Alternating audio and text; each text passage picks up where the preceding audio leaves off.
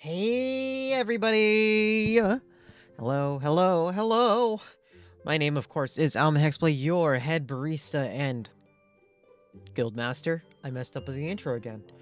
I'm never gonna get it right. I'm never gonna get that thing right. I think the fact that I never get it right is part of the joke. So I'm just gonna pretend and not think about it too hard. So anyway. Oh my goodness, Putty, what happened to you? You frozen. Are you okay? I think Putty will be okay. Unless Putty, stop. Putty, are you okay?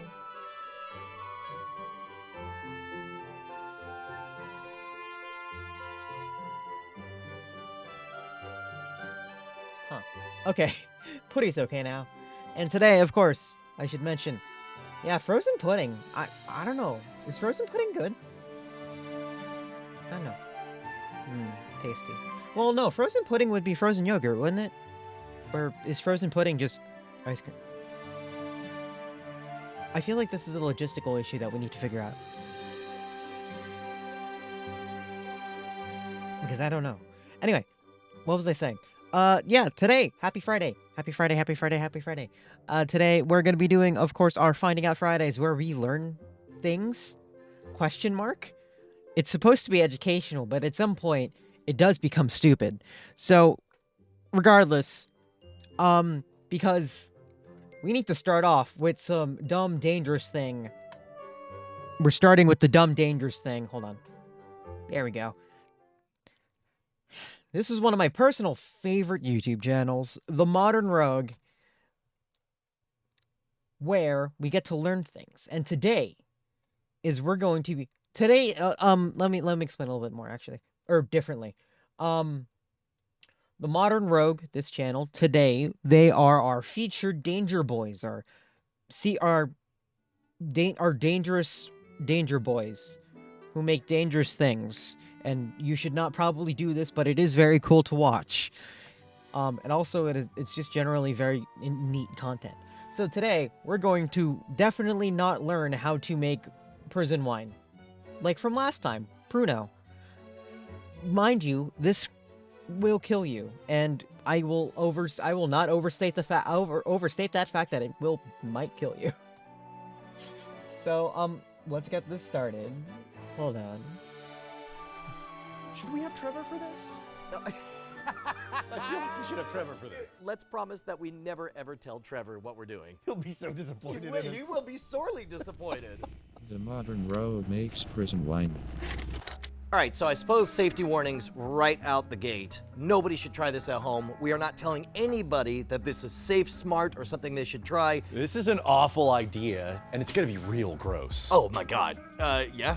All right, so we're making prison wine, AKA Pruno. And there are a bunch of other names, but Pruno is the most popular one. Now, we made our own homebrew beer using the Rogue's Brew Kit. Like, for that, it was a case of, you had the wort and the mash and the yeast and the I hop, feel like and Pruno yeast sounds eats very sugar, suspiciously goops out like CO2 Drano, alcohol, right? and Yes. But this is not the I'm technique we're very using worried. to make this alcohol? No, because in prison, you have far fewer ingredients. This is basically just rotted fruit and sugar.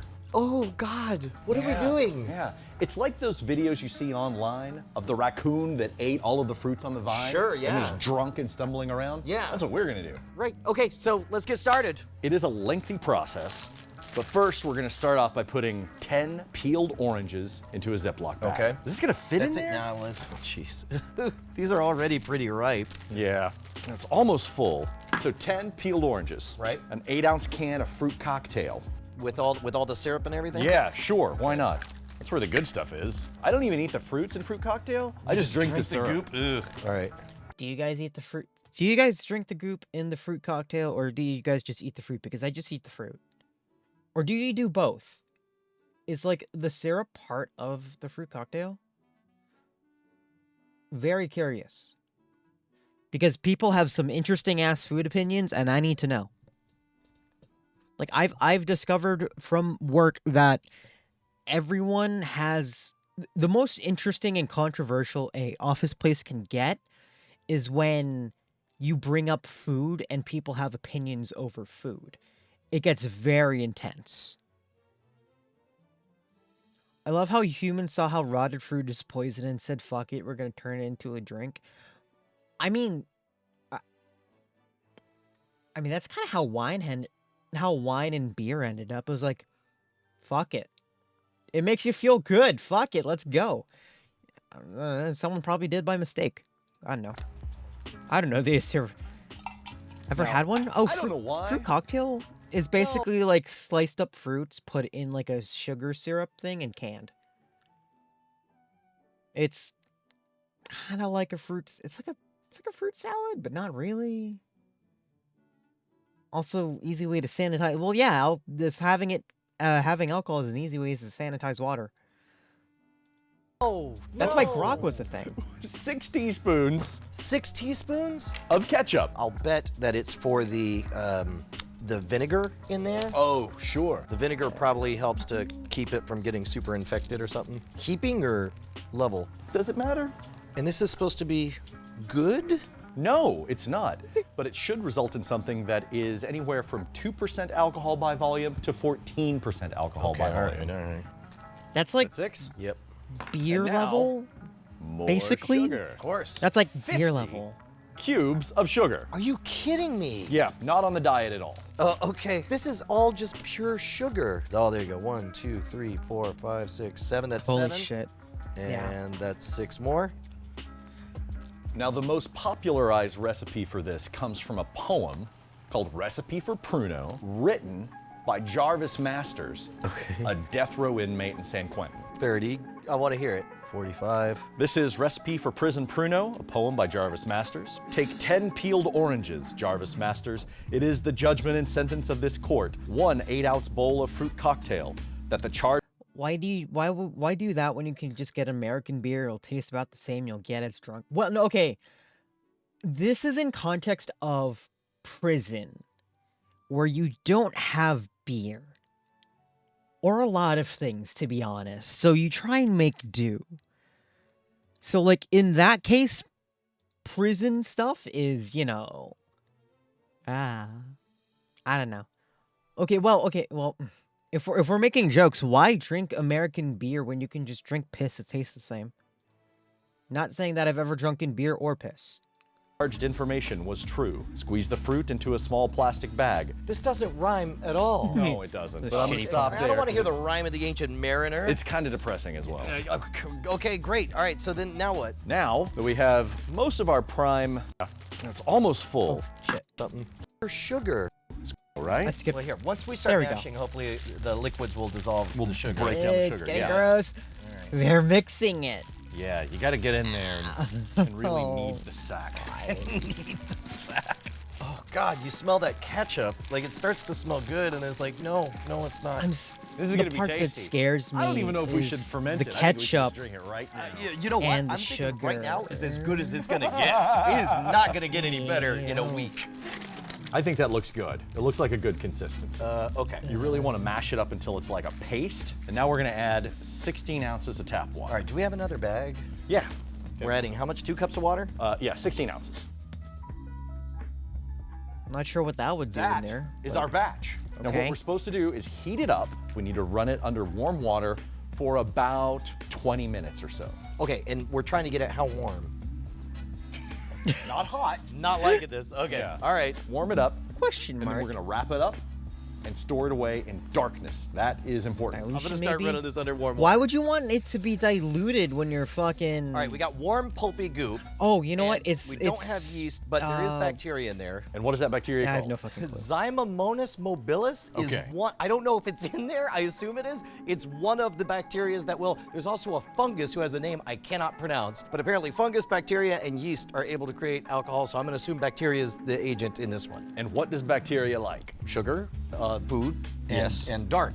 Yes. Because otherwise, light has a sterilizing effect, It will right? propagate in warm, dark places. So we're gonna wrap it up in this tarp Okay. to keep it both warm and dark, and we're gonna tuck it away. And now, every day, you're gonna come out here and burp your baby and reheat it for about 15 minutes under warm water. I didn't realize I was in for the long haul on this. Now I have a commitment. You're gonna do that every day for 9 days, and then I'm gonna come back out here, and we're gonna toast. Just 9 days. Then we're gonna die. Okay, let's say nutty idea. Uncomfortable You're not a fan of the noise. bacteria fermentation. Then we're You gonna want something die. cleaner. You want something faster. I've heard there's an easier way using just yeast. Now you're supposed to use champagne yeast, but I believe theoretically it should work just fine with baking yeast. So I figure we'll do 2 batches. This yeast is the yeast from a brewing kit that we have over at Scam Stuff. This yeast I just grabbed out of the kitchen, and you can use any fruit juice. You can, as long as it has 20 grams of sugar per serving. Orange juice has like 45 grams of sugar per serving, so there should be plenty of sugar for the yeast in there. And if you use something like Welch's grape juice, that's like 35 grams per serving. So I got 2 containers. We basically just fill up the containers with orange juice. You don't want it filled all the way up because it will increase in volume as the yeast eats the sugar and releases CO2. You'll get foam coming out the top, so you want a gap up top. This one's gonna be so much easier and less illicit, isn't it? This also gonna sounds taste great terrifying. and get us actually hammered and not send us to the hospital. Now, theoretically, if we're actual brewers, we should know exactly how many teaspoons of this stuff to put in. I Grape just want to juice? experiment. This is what happens when an idiot Actually, tries- yeah. Here, Why don't try you just? Why don't we that just try? one. Why didn't they Let's just try try grape a juice and quarter add teaspoon yeast in and there, see if I'll they do 2 made of these wine? for this since it's a bigger volume. Oh, that sounds so All right, now you notice this bad. floating I line on can't top, imagine. So we'll kind of get it mixed up, spread throughout. Okay. All right, now here's the thing. Over the next 2 or 3 days, His that whole yeast is main going to start keyboard eating stick sugar, usually pooping works, out right? I alcohol, know. but it's also going to release Yeah. CO2. So if you leave this sealed, it'll eventually explode. So there's 2 ways to handle it. We're going to do the fancy way with one of these proper valve stoppers. Oh, We're going to put a little bit of water in there so as the CO2 goes out, no contaminants get in. Oh, good. Okay. All right, and same thing with that. But let's say if you don't have one of these, you could just take a balloon and put it over the top. That latex barrier will keep outside things from corrupting the inside, and then also all that gas will just inflate. Now that stopper here, as this fills up with CO2, watch, the gas bubbles will start letting it out like that. Oh, sure. So as soon as tomorrow, we should start seeing bubbles coming up, meaning it's fermenting. How long does this one take? 2 to 3 days. Oh, really? I'm Yeah, surprised how much fast more this easy. is. Yeah. Actually, wow. Safer, better. Get your hands on yeast. I do not trust that bacteria doing the job down there. And now we wait. Yeah.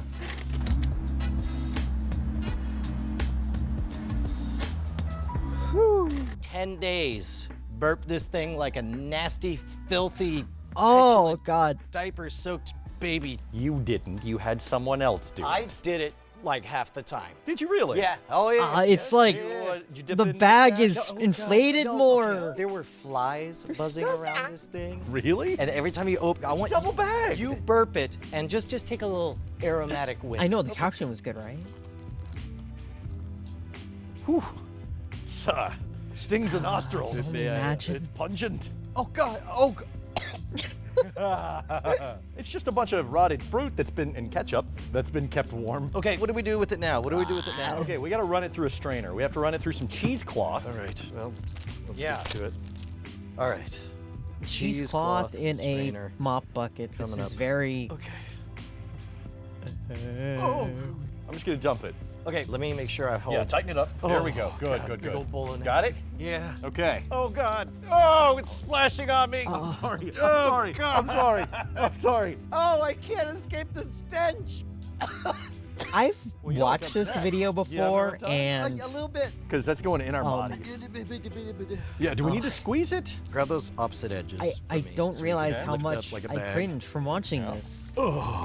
Oh, wow. Oh, okay. Okay. God, why? I'm just gonna get in there and do it, man. It's a thing. I'm just doing it. This is probably the worst thing that we've done on this show. Yep. More than we'll ever need. Here, put it, there we go. I just don't want any of this to splash anywhere. That's where I have to be very, very careful not to spill any. See, it doesn't look bad. The pouring it from a mop Holy crap, bucket man. is like We pretty did it. We funny. made prison wine. We did. This is authentic prison grade hooch. Is it safe? No. What do you mean, no? Considering that this is a lot of mold and bacteria, it's rotten fruit, you can get botulism and die. Right. That was a good experiment, and we made some damn fine prison wine. If this was Not a touching it. laboratory, if I could vouch for everything being clean, I might be tempted to give this a try. But I definitely saw fruit flies crawling in and out of that thing as it sat in a corner of this warehouse for 10 days straight. And if you're telling me that botulism's on the menu, I'm gonna say good on us for having made that. But I am super stoked to try these. The Pruno fermented over 10 days. Those using actually might bacteria look and better mold. because, you this know, is using yeast, so it only takes 2 to 3 days. So I came back 2 days ago and remade this. The big one has the brewing yeast in it, the small one had the baker's yeast. And I don't know if it's just the container size, but look at the difference in how much outgassing is happening on the fancy yeast. Yeah, this one's practically percolating, and this one's really not doing it much at all. Yeah, it's hard to know how much The smell, I would think, was. booziness Yeah, no, the is smell is rising. absolutely the I'm worst guessing part. that this will taste just like old warm orange juice. This one I expect to have some kick and actually be pretty good. Okay. All right, you down for this? Yeah. Now, this one, unlike the Pruno, is perfectly safe. You're gonna get me saying Look at his face. I mean, as far as I know, 2-day-old orange juice with some yeast in it, I don't think is gonna kill us. I don't recommend anybody try any of this at home. Do your own research, don't blame us. But I do know that there are commercial products that are intended to do exactly what we're doing. So I have to assume This one just might be A weird. ringing endorsement. Versus, I have to like, assume it's not that you know, bad. put that on the label. kill you. Yes. Here's to swimming with bow leg. Territory. Oh my God. Just tastes like orange juice. Tastes like orange juice. Yeah. And you can taste the yeast. You can definitely smell the yeast. Yeah. I normally have an okay palate when it comes to tasting when there's alcohol in something. If you gave this to me, I would just assume it's sparkling orange juice. Meanwhile, this guy's a roiling cauldron. All right. Oh, it's They're still like singing going to in. us, Jason. Now this looks clearer. I'm tempted to think. Oh, it's fizzing. No. Yeah. Ooh. Oh my God. Oh wow, you can smell the hoochiness. Oh, yeah. This really doesn't smell much different than that. Not to me. It smells way, way different. Yeah? Maybe I was the notes of ketchup I was getting from the other one. This one seems fine. At least It this has a one good doesn't smell nose like on it. ketchup. Oh wow. Okay. Oh, very different. Yeah. So please don't tell way me it's more good. bubblier. This is super sparkling orange. Not as sweet. Not nearly as sweet, which tells me that this yeast has been doing its job, Right. munching up the sugar, pooping out the alcohol. These guys are lazy bastards all just hanging out at the bottom. I'm not feeling it yet, but I mean, it seems to me like if you're gonna go to prison, might as well smuggle some yeast up your butt for when you're there. This gets a huge thumbs up, so I'm gonna say, if you wanna do this at home, number one, do your research. Number two, get some champagne yeast or brewer's yeast and go to town. This was exactly 2 days, and I put a whole bunch in there. I wanted to make sure that this was working. and it's easy. It doesn't require any babysitting. No, this one required nothing. That one was demon scary, but this one was great. Yeah, the last don't think one's Trevor would the last approve. one's demon scary. The other one's wanna just. bring him a Oh joke? yeah, they talked about this. This one's new. I didn't actually see this one. We should watch this one. Yes, lithium batteries get explodey when you put them in water. Let's watch dangerous things. This episode of The Modern Rogue brought to you by my sweet, sweet, brand new Oh, the waterproof captions aren't Vessies. Not water resistant, real waterproof. If still, you're like me, if you're somebody who drives around without guys windows just make- on your Jeep, things are gonna get a I little love bit. these guys. They make wonderful videos. Brian Brushwood, I still remember from his old days of setting. I think he used to be a fire spitter, and like he set like a Sailor Venus doll on fire. It was cool. It's soggy, not with your Vessies. Keeping your feet dry and your attitude fly. Made that up for you. You're welcome, Vessie. Make sure to click that So link this below. one Use promo is code Rogue about- at checkout. Get 25% Yeah, off. batteries in All right, phones so the are most bad. Generous interpretation would be you're lost in the woods, you only have a battery and some pliers, and you need to start a fire, question mark? Yeah, or maybe it's a holiday and you want to, entertain the wildlife with... Maybe what you want to do is test some legends you found on YouTube. Yes! Like taking a lithium battery, extracting the lithium, and dumping it into water. Sure, It goes... sounds safe. It goes foof and bang. Generally accepted as safe. Generally accepted as safe. Probably not. All right, we're not even gonna pretend that this is anything other than us just wanting to know if this works, right? Absolutely. Okay. You want a battery that has a lot of lithium in it? Those are advertised as such. Yep. First thing you want to do is peel away the plastic. I mean, personally, I trust any advertisement, always and forever. T-Techie, Texas. One tumbler. How on earth do they assemble these? It's pretty tough. So you've got that outer sleeve of plastic. That's the first thing you want to pull off. Yeah. Strangely, they don't actually want you to get into these things. Crazy. Is lithium like one of two elements in here, or? There's a couple of things in here. As I understand it, I could be wrong, science adjacent, there is lithium and dihydrogen sulfide in here. If I understand batteries correctly, there's a substance one and a substance two, and they're in some kind of solution that makes it easy. They also for have other ions wonderful to videos, such move as around. I remember In my general, personal they're favorite, like, How to two Hide a angry Dead Body. roommates that are Well, separated no, from each not exactly hide. It's how to dissolve a body. Let me find it before we keep going, because we should probably just put it on here too.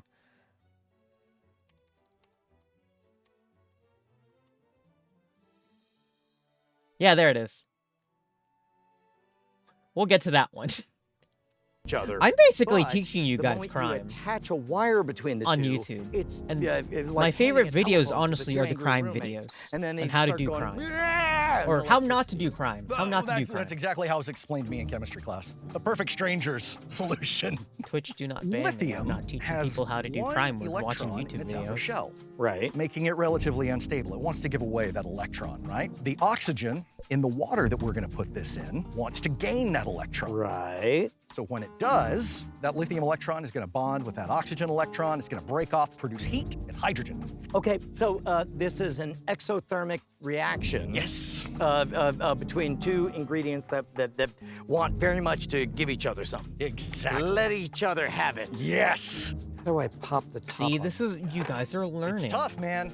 So This you're gonna is have to learning peel content. back the steel casing from the top. Should we Huh? be wearing like face masks Learning or content. something? I don't think so. We don't have to worry about something weird happening when it Smart. becomes exposed Yeah. to the atmosphere or Smart's anything? important. Well, then the lithium just starts to tarnish really quickly, but there's no problem with it. Got it. What we need to do once we get So the it lithium out, oxidizes like rust. like really rapidly. Yeah. Not in a harmful way, but we'll want to put the lithium into the water right away before it tarnishes. In all of the videos I saw, this part was time-lapsed. Yeah, that's probably code for a giant pain in the butt. Got it. Wait, you got it? Yeah. What do you got? Just peel that back. Right there, right? Like a can opener. Yeah. How do you know which one is the lithium? It's gonna be a different color. We're still gonna have to take this steel sleeve off. So yeah, you can see in there, you got the rolled up lithium, the dihydrogen sulfide, and some other stuff. Oh, huh. Oh, something just sparked. Really? Yeah, You all that's right? probably not good. I didn't know batteries were basically cinnamon rolls. Like, they're Did it death again? cinnamon rolls. would've known. It feels hot. Really? Does this feel hot? It does. Okay. Does mine? Uh, No. I don't know why it's hot. That wasn't in the manual. I mean, I don't know what you did differently to make it sparky and hot. but My favorite part is that they're putting it it's against very their skin. hot. Yeah, mine in Just comparison? They're just being Not hot. Right. Yeah. That's dumb. alarming. And it's like, Maybe that oh, one's... let's just Haunted? put this on Haunted? our skin. Yeah. Ooh, Haunted. there we go. Oh, he's peeling it. I think you got it. Because, like, here's what you do. You just got to grab that on top, and Yeah. we're just going to open it like a can of tuna. Oh. See? Oh! Yes! Magic hands. Oh, he did it. This is why we are a team. Looking at this battery, it looks like there's like a foil spun around here in circles, right? And then some kind of insulation between the two. This goes back to, oh, I just saw another flash. I did too. What is that? Let's do it. That's probably not great, right? What? What is that? Ooh. Oh, you know what it is? It's... How on earth do they allow us to do this? Don't do this at home. We didn't say that. We should. I actually think I know why it's doing that. It's like, it's red, so it's glowing red. So I think what's happening is the chemical reaction still in the battery is going through the steel jacket and going to the anode, and it's making an electric circuit, which is generating heat right where they're pinching, because that's where the contact point is. So yeah, very bad idea. Let's continue to watch them do the bad idea. Don't do this at home. Sure. Because that stopped us. It looks like when we put electricity through steel wool. Oh, yeah. That was fun. So wait a minute. If this is lithium, I mean, I guess just throwing that in water right now would be interesting. You want to try it? I don't. Okay. I mean, I don't know. How about that? I don't know. Oh, that could make a bang. We don't want to bang. I don't know. It might not. Let's just... It's fine. Is it just me, or is it feeling warm? I definitely smell something. It's warm. Putting it on the skin is such bad. a dumb It idea. burned my arm. Yeah. I saw heat shimmers, and I smelled something awful. God damn. Yeah, and it's still... It's hot. getting worse, right? I'm gonna put it in the water. Okay, I'm gonna hide. We got fire extinguishers. Okay. Ready? Hide your eyes. Oh. We got a sizzle. That's glass. Yep. What's happening? This is why did they... I like, it's the retrospective bubbling? stupid ideas just kind Eh, of keeps kind happening. of, not It's very really. funny. I would expect some amount I was like, hey, let's put this in water. That's Oh, that's in glass. Direct current through water causes Oh, you to strip out the Oh, hydrogen boy. and oxygen from the water. I'm gonna pluck it out and put it in the bowl, and Wait, why? because it's not doing anything. Okay. That was definitely hot, though. They didn't warn us about that. Don't use a wooden pot on those burners. I'm telling you, it's a safety problem. They go right up. Nobody tells you that. It's not on the, there's no label or anything. I mean, we're definitely doing the thing they say don't do. Yeah, but I mean, come on. We're starting over? Yeah. This part was time lapse. aw. Feel like we're only one proper tool away from cracking this one? I know. I'll be back. Just getting actual tools. Oh, there he goes. He's like a gazelle. Yeah, This one's very hot again. Feel this one. Is that hot?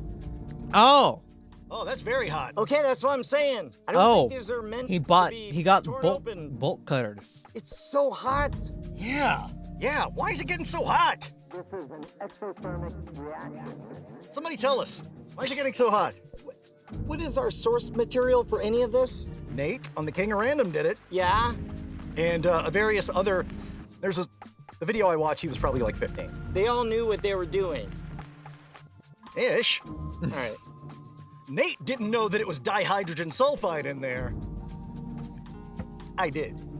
This has to be a terrible idea. A little bit of pressure. What? Okay. Yeah. Just go. Squeeze. Oh no. I saw Ooh. smoke. Should I have seen smoke? Ooh. It made smoke? Is it hot? Yep. It's hot. Well, This video is basically just I'm gonna try watching to do two this one. men This non-hot try to one. open a battery. Which is See if I can honestly get it kind of a mood. Okay. appropriately peeled. Just a little bit of it's like a little bit of a Appropriately mood. peeled. This part was time lapse. Wookiees don't have sweat glands. Did you ever imagine how bad the cantina smelled? Like a Wookiee on Tatooine? Good God. Okay, so let's try the tuna can technique. That was a good technique. I like that one. So which one is the lithium and which one is the dihydrogen monoxide? When you open it, the lithium one will be the shinier one, more like tinfoil. The dihydrogen sulfide is gonna be the darker one. It's kind of a blackish color, and it smells like sulfur. Just feel like this is just gonna get hot. I feel like that's all that happens is they get hot and then we throw them away. And again, with the flashing and the yellow-orange sparks, I don't like it. Yeah, that's no good. It's doing it again. Is it getting hot again? Yes! This part was time-lapse. Smell that same weird smell. We are Makes just- me very uncomfortable. I don't like it either, man. That is a strange smell, huh? My hands are getting tired. And now it's flashing in parts I'm not even touching. We should know more. Oh, he's there we almost go. there. Did he? There we go. Oh, What just happened? This is he did it. Okay, so lithium and dihydrogen sulfide. okay, This one is lithium. It's already tarnishing. I'm gonna drop it in. go. I can't believe he found the actual. Oh, oh. So far. Crazy colors. I'm gonna give us an A for effort and an F on safety. It suddenly occurs to me that's glass. That's glass that we put a volatile compound mean- into an accelerant. Oh, yeah. You want to put the rest of that in there? Then we'll sure. just back away. They're so excited about this, and I understand why. Oh, What's it doing? It may have already oxidized enough where it's not working. Sizzling. It tarnishes really quickly. Oh, that was a pain in the ass.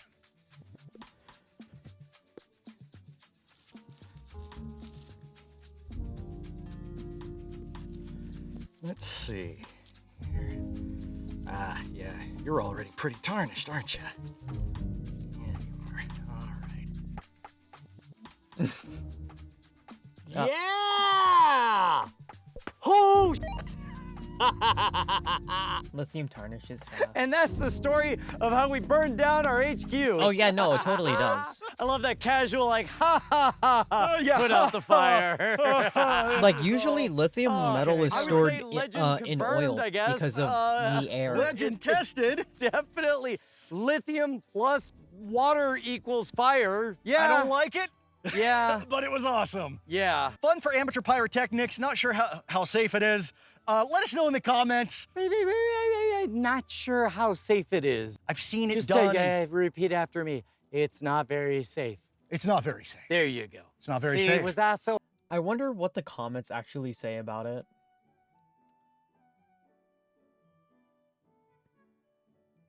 It's about them being dangerous, basically.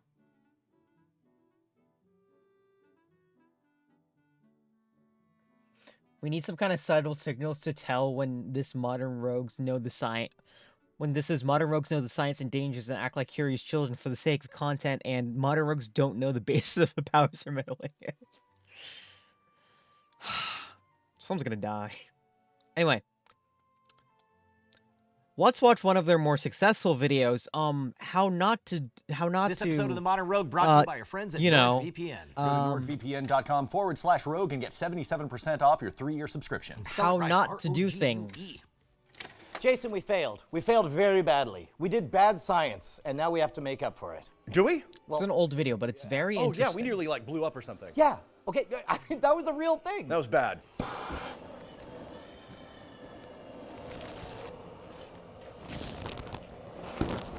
Whoa. Right. That was a moment.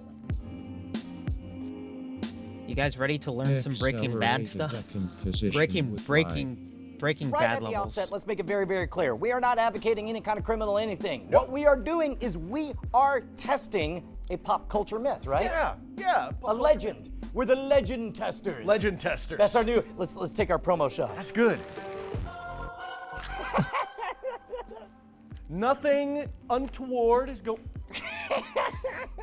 Can we dissolve Flesh. Thanks to Breaking Bad is pretty much a pop culture trope, the idea of liquefying a carcass. Now, usually in movies they use acid. Acid is highly regulated because it can be used in the production of bombs. We don't want to do that because it's also very dangerous. We're going to use lye. So lye, aka caustic soda or sodium hydroxide. Yes. There we go. Often used in the production of soaps. Oh, that's right. As a matter of fact, that moment from Fight Club, the chemical burn moment, that was he put lye on his hand, right? That's right. A King of Random used some lye to make some King of Random soap. Also, I can imagine the modern rogue having a bit of land and you got a deer or a wild boar that dies. You probably want to burn the carcass, but if there's a burn ban or something, you got to get rid of the body some way. Sometimes this it's is a actually way used to for essentially liquefy decomposting it. roadkill. Yeah, maybe there's a chud on Interesting. the land, or A series of zombies. chupacabra. There's so many legitimate uses. You've got to get rid of zombie corpses right away. Super contagious. Well, I got ribs. Expired wildebeest. Expired wildebeest. They didn't say wildebeest. I think they meant it though. The butcher had a look of somebody who had wildebeest. But this has flesh and bones. Oh. Yeah. This is pork butt, also expired. It doesn't have to be expired, but we didn't want to waste good food. And is there bones in pork butt? This Not is all sure. flesh. Whoa! That's a thing that just happened. All right. Now We're just going full CSI on this. oh my God! This is already the best episode ever. All right. Legit disposal. So we Yeah, got it's the remains in disposal here. of old Well, meat. we need water, right? Yeah, This is not illegal. I'm gonna turn on the water. Ready? Ready. Oh wow! Now that we've watched this, you can really see the different layers. There's skin up top, and then the flesh underneath. So we've got skin, we got bone. Yeah, they have legit bone? deponents. Oh, yeah, Like there is bone in here. safety, Okay. proper, Yeah. proper light the fire. safety Light it up. question mark. Here, let me do that. Oh here, you can fill. There you Yeah. go. Sometimes. There it is.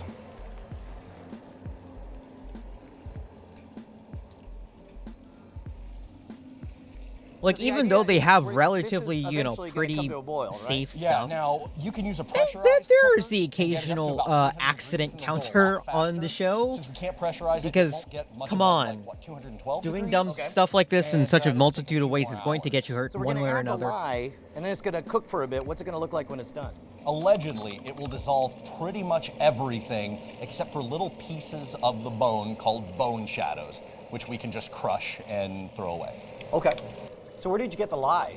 I got it at a feed and farming supply store here in town. They asked for my license. Oh so wow! So apparently it's a bit They restricted. did take note. It was like I was buying pseudoephedrine or whatever Yeah, at the sure. pharmacy. I've heard that if an animal dies on your land, we're gonna actually liquefy it. But if you just want the body to go away, people will take lye and just toss it all over the animal. Yeah. One thing that we should mention, this is a stainless steel pot. Oh, hey, let's talk about our failed experiment last week. Yeah.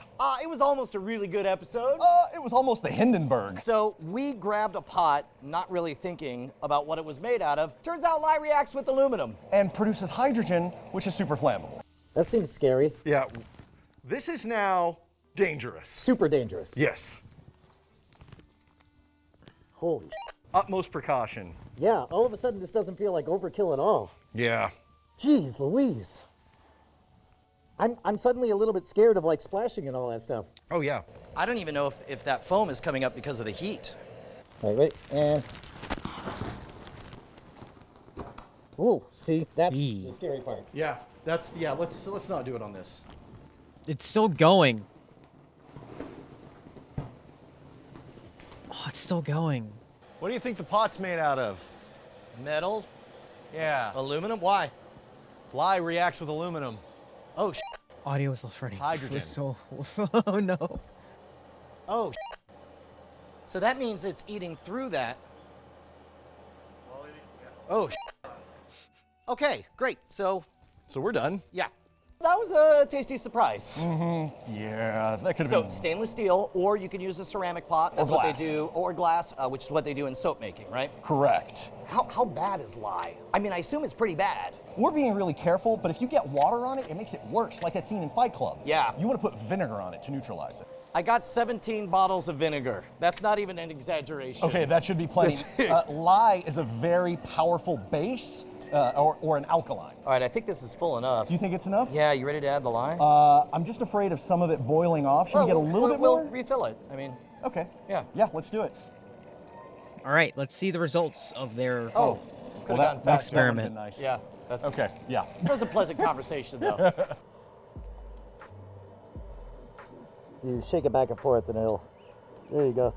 So last time, the moment we put this in, we started seeing Oh. a reaction. Yeah. Fly into And we water thought is it was considered immediately unsafe. eating the Interesting. flesh, but hopefully it won't be Oh, that boy. giant billowing thing that we had before. Yeah, and lye is what's in drain cleaner in Drano. So you know when you put the lye in the drain And it starts then you add eating at the water, stuff in there? and Yeah. it foams up? That's the same thing we were seeing. So there is a little bit of foam coming up. But this isn't nearly as much foam as we had last week. Oh, no. Not even remotely. Now, according to the legends, This is good. Legend testers. this will take probably about 5 hours. I'm expecting maybe a little bit less because we don't have that much meat in Well, there. keep in mind, We have a lot of surface area on those ribs because everything's cut into pieces, right? Whereas if you had an entire, let's say, pig's head, you've got so much flesh on the inside and you only have so much exposed surface area. So Right. all of this, it feels like, I mean, obviously the ribs will go first because that's the most surface area. Yeah. And then the butt will go next. I think that's sound, yeah. Do we want to Butt. stir this? Let me get a stick. Be honest, you just want to poke it. double, toil and trouble. Pork butt liquefy. Monetization double. Is that steam from the heat or from the caustic soda? Probably the heat, right? What? Yeah. Man, the difference between this is Yeah, night and day. I'm not terrified. Yeah. I'm not terrified, and there's not currently giant flames. Yeah. We have weird jobs. We have a very weird job. Yes, we do. 13 boiling! minutes. We have boil. It's green. Should it be green? Yeah. Probably not. Should probably have eye protection. Well, It with looks the boiling like- caustic soda. It almost looks like boiling Oh, God, broth that or smell. something. Okay, all right. But let's not think about He's it. doing the bubble up thing. Okay. Oh, jeez. Oh, what? It's doing a thing. Do Here. we need to turn it down? Grab the fire extinguisher. All right, hang Grab on. the fire extinguisher, right? Oh, hey. I don't Oh. think it's hydrogen. So we are going to have to watch this. Yeah, it's not boiling over anymore. It's at equilibrium. I guess whatever breeze is blowing away that stuff, it's not bubbling over. All right. Here, so we're about, what, 15, 20 minutes in. Do you want to see if anything's happened already? It's working. Yeah? It's definitely working. You can see it. It's getting like, what, white? No, the rib bones are poking through now, like almost all of them. Isn't that what happens when you cook? No, like the sides of the bones, not just the ends are poking out, but the sides where the flesh has been. So it's definitely dissolving. I think so. Okay, all right, we'll just keep going. Okay. We'll just let it boil for a long time. Shit. 1 hour catch a of view of boiling something? later. Yeah, just watch for a second. Oh God, the Right? bones. Yeah. Whoa. All right, so we're about at the 2 hour mark. It looks like we lost a lot of water, and we now have this fantastic Slurry. sludge. Yeah. It looks real gross. What do you feel when you poke around in there? Not a lot of big chunks. that- There's still definitely pieces floating in there, but it's Here. doing its job. Hold on. Be Will it super dissolve careful. Plastic? Oh yeah, probably, right? All right. Ah, Uh, look at that. Is that bone? it's bones. In there? Yeah. Those are bones. Yeah, the bones are breaking apart. It's working. Holy cow, is that working? Oh man, it's soft. Really? Look at it. Oh my God. That's bone. This is, look at that. You want to just let it keep going? crumbling. I think or- we give it like 30, 45 more minutes. But So at 2 hours, it's pretty much gone. You could pulverize everything left Yeah. over. 30 minutes later. All right, we're at 2.5 hours. I'm calling it. we done? Yeah. So already, that's all just the liquid slurry. We had 9 pounds of flesh, skin, and bones in here. Yeah, dude. And only 16 ounces of lye. Why don't you set that down? Are you sure? No, You're worried about I'm not. splashing? I'm not. Yeah. Here, I'm gonna hold this here. Okay. Let's just pour out the sludge parts. There we go. That's real gross. That's all pure liquid. It's all gone. It's like a magic trick. We liquefied flesh. Oh, man. Oh, man. Just bones? Okay. So 100%. Well, 100% of the flesh is gone, and we only have bones.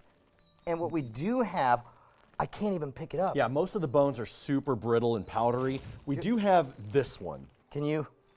Oh, He just like, oh my God. So check this. It's very hot. come on. So Yeah, it's that not definitely compl- would have been gone in another hour or two. Yeah, it's not completely So coming apart. It's still- gone, I can't dude. break it, but the ends of it are But all very of this brittle. stuff, It's very hot. like look, all of these bones. Oh, it is hot. Boiling things are hot. Yeah, who would have We thought, figured right? it out. Science. We did it. I thought we turned off the fire. It's not hot anymore. All right, look at this piece of bone right here. Nothing. Right? Just dust. Just mush. Here, let me get another one. Instantly turns to dust. So bone fragment, just like that. It's gone. I think they call those bone shadows. Like just little calcium deposits that can be crushed into powder. Bone. No more bone. Oh, that's wild. This is really one of our only holdouts here. And it definitely would have gone by the time we were finished. If we had left it another hour or so, this would have been gone too. Let's pour the nasty stuff back in. You got it? I'm scared of splashies, but Okay, go for it. everything Like- all right? Yep. Just those bone shadows. Ho, ho, ho. Doesn't So let's look talk about tasty, but disposal it of certainly lye, is 'cause that's some effective. Nasty stuff. Technically, lye is what's in drain cleaner, so this is safe to pour it down the drain unless you have a septic system. Right, because it's going to mess up the bacteria system, that whatever that ecosystem underground is. So in this case, what we'll do is we'll use the vinegar to neutralize all this. Yeah, just to be safe. Vinegar smells grosser. Oh. It really does. Something about that combo. Here, keep it going. Take just a little swig. Oh God, you know me. I and- know. oh, no.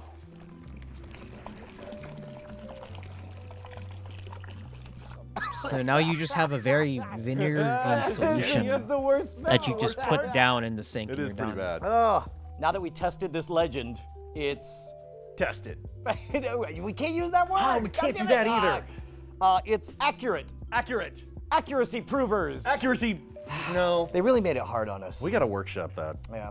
And by the way, if you guys want to help us workshop it, head on over to patreon.com/modernrogue. We are hanging out. I and love we are their sending content. out all of They these they just have like random, like it's random stuff, but like interesting random stuff, you know? Like world's smallest potato gun, giant swords, tracking a pirate radio station, modded Nerf blasters, a fire-starting electrocution glove for $25, palm reading, homemade weapons like a homemade Morning Star. Prison stuff is always fun. They have a lot. They have a lot of things. Just stuff that is potentially like crime. Yeah, this is a lot of danger. There's a lot of danger in here, and I love this channel for being very dangerous. So there are new danger. Oh my god, I forgot about the. Okay, no. Before we keep going, I need to show you guys the USB killer.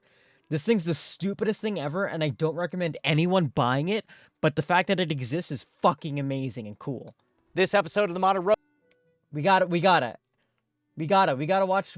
more Danger Boys. Danger Boys. Danger Men. Danger Boys.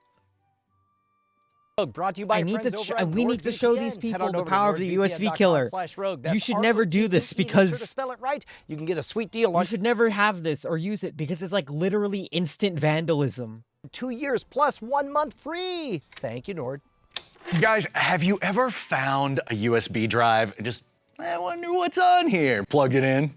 No. Oh No. No? No. We host a show called Modern Rogue. Why would you? Wait, have you?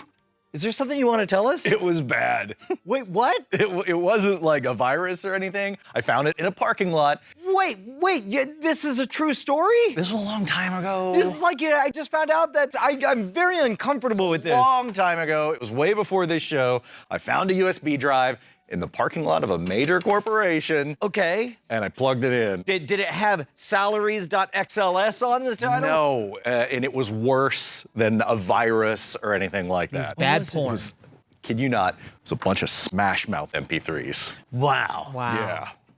Yeah. Somebody once told me. World is gonna roll me. I ain't the sharpest tool in the shed.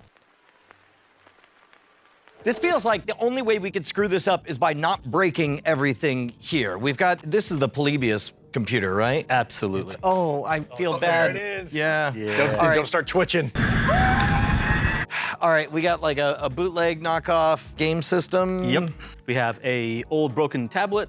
Screen's broken, but the tablet still functions. Not for long. Not for Oh, long. that's like a Sony. I love this. This is just an episode where we destroy things. Absolutely. My favorite. Destroying But things. we're also doing science because allegedly you could take an air purifier, switch a couple of wires and suddenly it becomes a USB killer? It wasn't doing anything to begin with, so.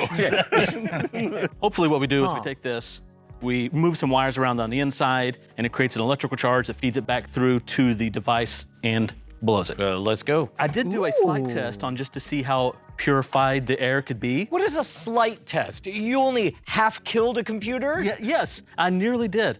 So I've got like a $3,000 Surface Book, plugged this No. in, shocked the crap Wait, out of me. before you did anything to it? Yeah, I was just testing to see if the LED light would come on, right?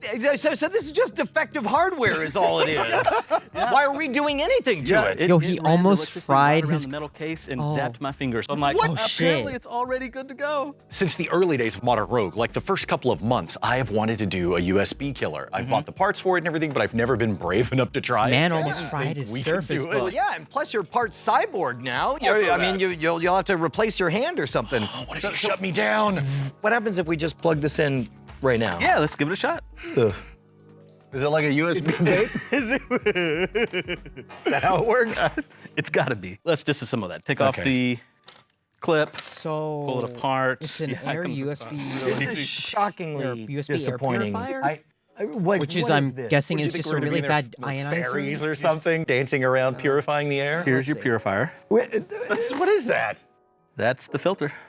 That's the film. It's got a little brush on it? What a bunch of bull. It's fine. So all this does is charge and excite that so that like smoke particles stick to it. Yes. What is the one Oh, alteration yeah, that it we is make just an here? ionizer. So what we do is we remove this wire right here. Right? Okay. And so we desolder it. And then what we need to do is we need to put another wire that's before this resistor so we get the full electrical charge. Okay. So resistors basically slow everything down. If you think of it like water flow. Pinches the flow. Yeah, exactly. Correct. Yep. And then what we would do is One attach might it, say it resists the That's flow good. of currency. That's good. Yeah. and then what we want to do is attach it to the capacitor right here. Okay. And we know from when we were shocking each other with the camera capacitors. That was insane. Capacitor is sort of like a battery generates electricity over time, whereas a capacitor is like a bucket, and then just all at once it could discharge, right? Exactly. So what we'll do is we'll attach it to that capacitor right there and then run it to one of the middle ports of the USB. Which I assume is like sort of a direct current, like main valve. Correct. It seems like the harder of Middle the one's two power, solders isn't it? is this I forgot one, the right? USB spec.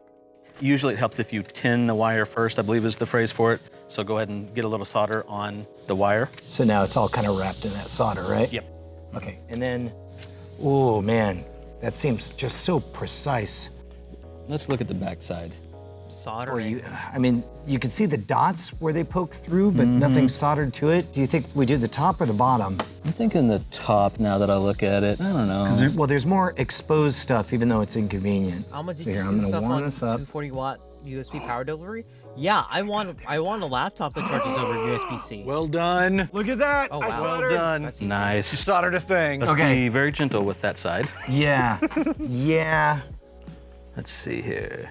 Oh, nope. Like, I couldn't I even move want it. it. Also, 240 watts is like if we almost couldn't move powerful it, enough Jason's been for waiting for that what, external, like almost an external GPU, right? Make sure you don't get the camouflage. Like a mid like a Keep your foot off mid-range. that blasted camouflage. It's like a mid-range spec because like what?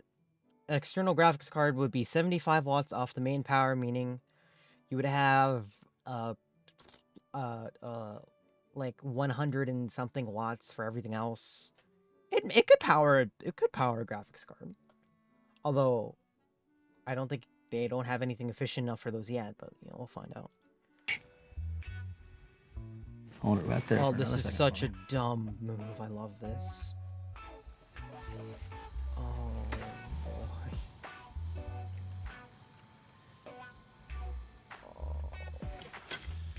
Oh, I think that's it, fellas. All right. And then we want it to go right there on that one. I bet you could do that one, Jason. Yeah, probably, but you know, I'll let you guys do it. Are you sure? Yeah. I don't know, man. Jason, I do need some help. Can you hold that? I've seen some amazing got it. I USB can do killers this. though This is over a six-hand operation. in my I'm like the day, sous though. chef. All right, hit me with a little bit of juice. Wait. There we go. Did we do it? And we did it. Are you sure? Yep. No. Is that enough? No, none of us are sure. No, I'm not okay. sure it'll work, but So I'm what sure we have- did it. Okay, so what we have is that looks like a clean solder to that power lead, and it goes straight Goes to. from power. I think all those the are way- actually data leads, not to power. I believe Oh, the really? powers are on the outside and the datas are in the middle, but I'm sure somebody will yell at us and correct us. Yeah. That's Okay, right. so whatever it is, the point is we got the right one, and Yes. it looks clean, and the capacitor is gonna basically put go-go juice where it doesn't belong. Correct. And do the zappy zap. Yeah. So long, Polybius. There we go. They do it so. Oh, it's ionizing air. Go ahead and put it in there. Yep. It's all the in. way- Oh, is it all the way in? Then let it go, maybe. No, it should immediately pop. It's in. Oh, they fucked it Turns up. out we just have ionized air. We have ionized Polybius. Yes. Huh. Man, that's a clean solder to the right thing. Everything looks good. You know what? Different plugs have different voltages. Okay. I don't know. Let's just see if I. Ah, Oh, still just ionizing. maybe the laptop has current protection or something. Yeah. It probably has protection against someone inserting something stupid like this in there, you know? Oh. Okay.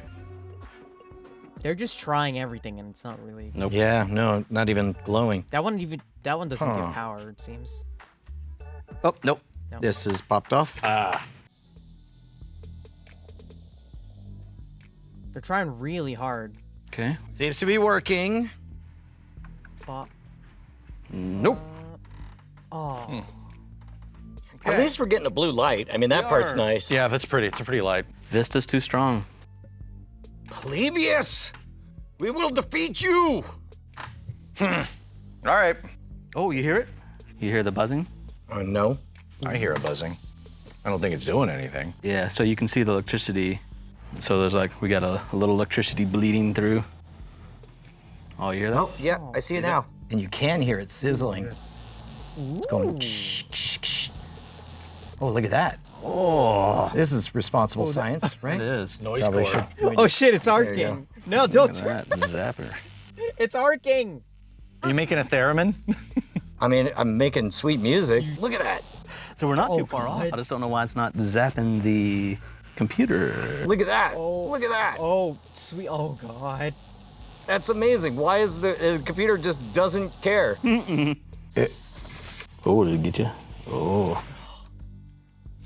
It's like when Brad Pitt is standing in ankle-deep water in Fight Club. Yep. I mean, those are grounding parts, so it should be fine, but like. Oh my, like, it's arcing. Kind of sounds like the Polybius song.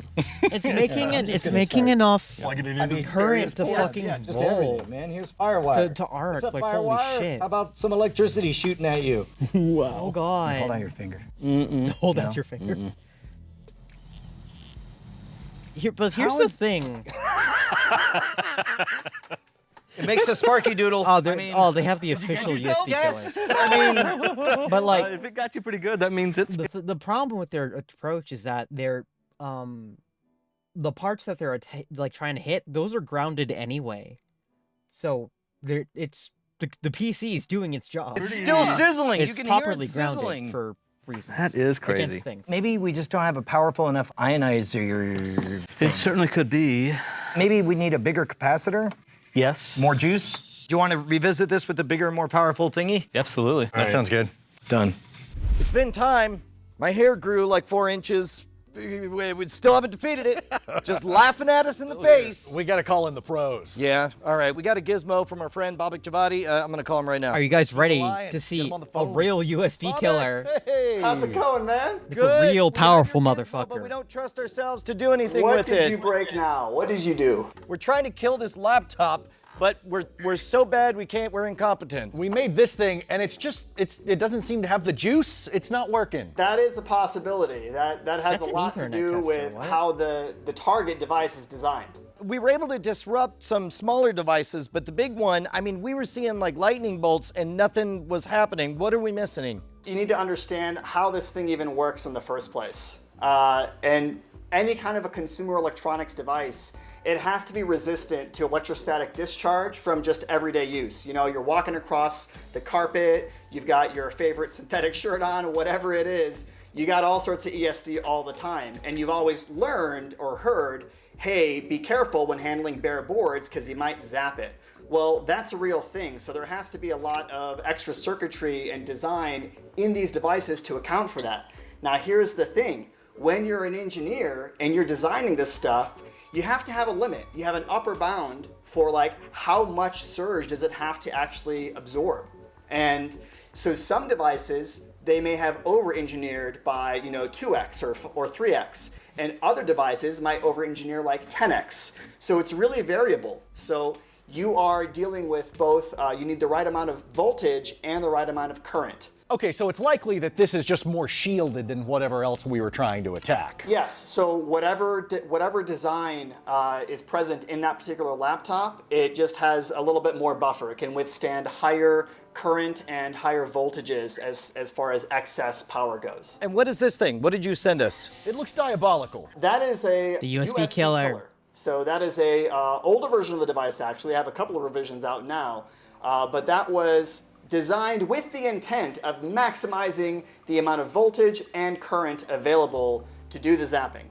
So it should be more efficient. It looks evil. It looks like something they would be smuggling in some sort of spy movie or perhaps a Fast and Furious. High Yeah. voltage. Be careful. Right there on the front. Yeah, it's a very simple device. It's basically what you have, but purpose designed instead of hacked up. Okay, so just plug it in? Just plug it in. Oh, we don't even need this part. No, huh? you just plug it in. Yeah, this is some adapter stuff. Would you like to do the honors? Oh, you just plug this in. Just plug that in, yeah. Oh Lord. Is the laptop on right now? Yep, it's on and seems to be running for now. Give it a shot. We'll see if it works. It may not. Depends on the design of that specific laptop. Let's see. Hold on to your butts. Hey! Ooh, I kind of felt something too. They You killed felt it. a little something, didn't you? I think it rebooted my chip. I'm just kidding. Oh, okay. I was just like, what? Killed We it. have a light that's on and the battery is flashing. I don't know if it drained the battery or what. The screen. It's not draining the battery, so oh, nice. So that one still powers on. So the real smoke! question. Smoke! I just saw smoke. Oh, Smoke? smoke is coming out. What is happening? Yeah! Yeah, you did some damage. They killed it! Wait. Yo! Does it smell like sweet, or Toasty. is it just regular crappy electronic smoke? Electronic magic smoke. Okay, good. If you start smelling a sweet smell, that's the battery. Get your fire extinguisher. Okay. We should probably have the fire extinguisher. Yeah. Go to get the fire extinguisher. No, it just smells like crispy Wait a minute. electronics. The smell of a failing lithium-ion battery is very distinct. Like it's very different from normal electronic magic smoke. What did the USB killer do? Did it take its own juice and redirect it back in or something? Yeah, basically. So it's taking the 5 volts coming out of the laptop, and it's not only stepping up that voltage, but it's storing it in a very large, relatively speaking, capacitor. So you have high voltage, and because capacitors can dump a lot of current really, really fast, you have that being pushed back into the laptop as fast as the capacitor can handle, which in this case exceeds the design limit of that laptop. Oh no, it's trying to boot again. Oh, It's gonna wow. do the smoke again? I think that's all we're getting. Yeah, I think that's all it does. That's even Yeah, better. that's all you're getting. That's awesome. It killed Dude, it, for Bobbitt, you're a sure. dang genius. What can we promote for you? Well, if anyone's interested in covert entry tools, we have our web shop, redteamtools.com. We are actually adding the USB killer soon if people are interested. But we have tons of other really cool goodies on there, so folks should check it out. Bobbitt Giavati, you're a dang genius. Thank you, sir. Thanks, buddy. Always a pleasure. All right, guys. We got to talk. USB killer is like super scary, and I love it. I love it as a device because like it's an incredibly covert way just to screw over with people. But also, you should definitely not have it because you will it's literally like it. Let's listen to it. It's literally like a vandalism tool. Evolved beyond a simple plug-and-sub device, completely redesigned to address the daily needs of pen testers, industrial and law enforcement partners. USB Kill is now a mature platform of highly specialized tools. Introducing the USB Kill V4 Pro Kit. The new V4 hardware framework enables advanced functionality. It's like it's lightning in a flash drive. All You the accessories should not. need on a daily basis. You should not. V4 Pro has powerful new functionality, offline attacks, wireless functionality, multiple trigger modes, and more. Offline attacks are a game changer. With its internal battery, the USB Kill V4 can function without host power, bypassing all known USB-C and Lightning authentication and working against all devices that Oh are wow. turned off. The V4 Pro is also fully wireless. It can be configured, activated, and even triggered via smartphone. And with the optional V4 remote control, even triggered up to 100 meters away. Look how sinister this is. What the fuck? Yeah, what the fuck? So you can just like plug it in somewhere, leave, and then set it off with something that looks straight up like a detonator. 5 new trigger modes are available. Oh, it's so For sinister. specific scenarios: smartphone trigger, timer trigger, magnetic trigger, remote control, and even classic mode. The V4 Pro supports configuring discharge modes according to your target, single or continuous pulses. Adapters allow testing different devices and pen testing environment. Up The to V4 14 comes with must-have adapters including USB-C, Lightning, micro and mini USB, and even a USB-A. The USB Kill Shield has been upgraded to detect and deflect power surge attacks, and also provides protection against data exfiltration by untrusted third-party chargers. Designed specifically for pen testers, commercial clients, and law enforcement, the USB Kill V4 Professional is the most advanced USB Kill. Purchase yours today at usbkill.com. It's the tools that people make for this stuff is so interesting. You just get like you get some wild just demonstrations as to what this thing can do. It's so threatening, man. USB Kill versus MacBook Pro 2010 instant Xbox One. You could screw someone over real easy with this and basically not leave a trace. It's a USB port, like, you know. Oops, I think I closed the video. All right. That one's a bit long.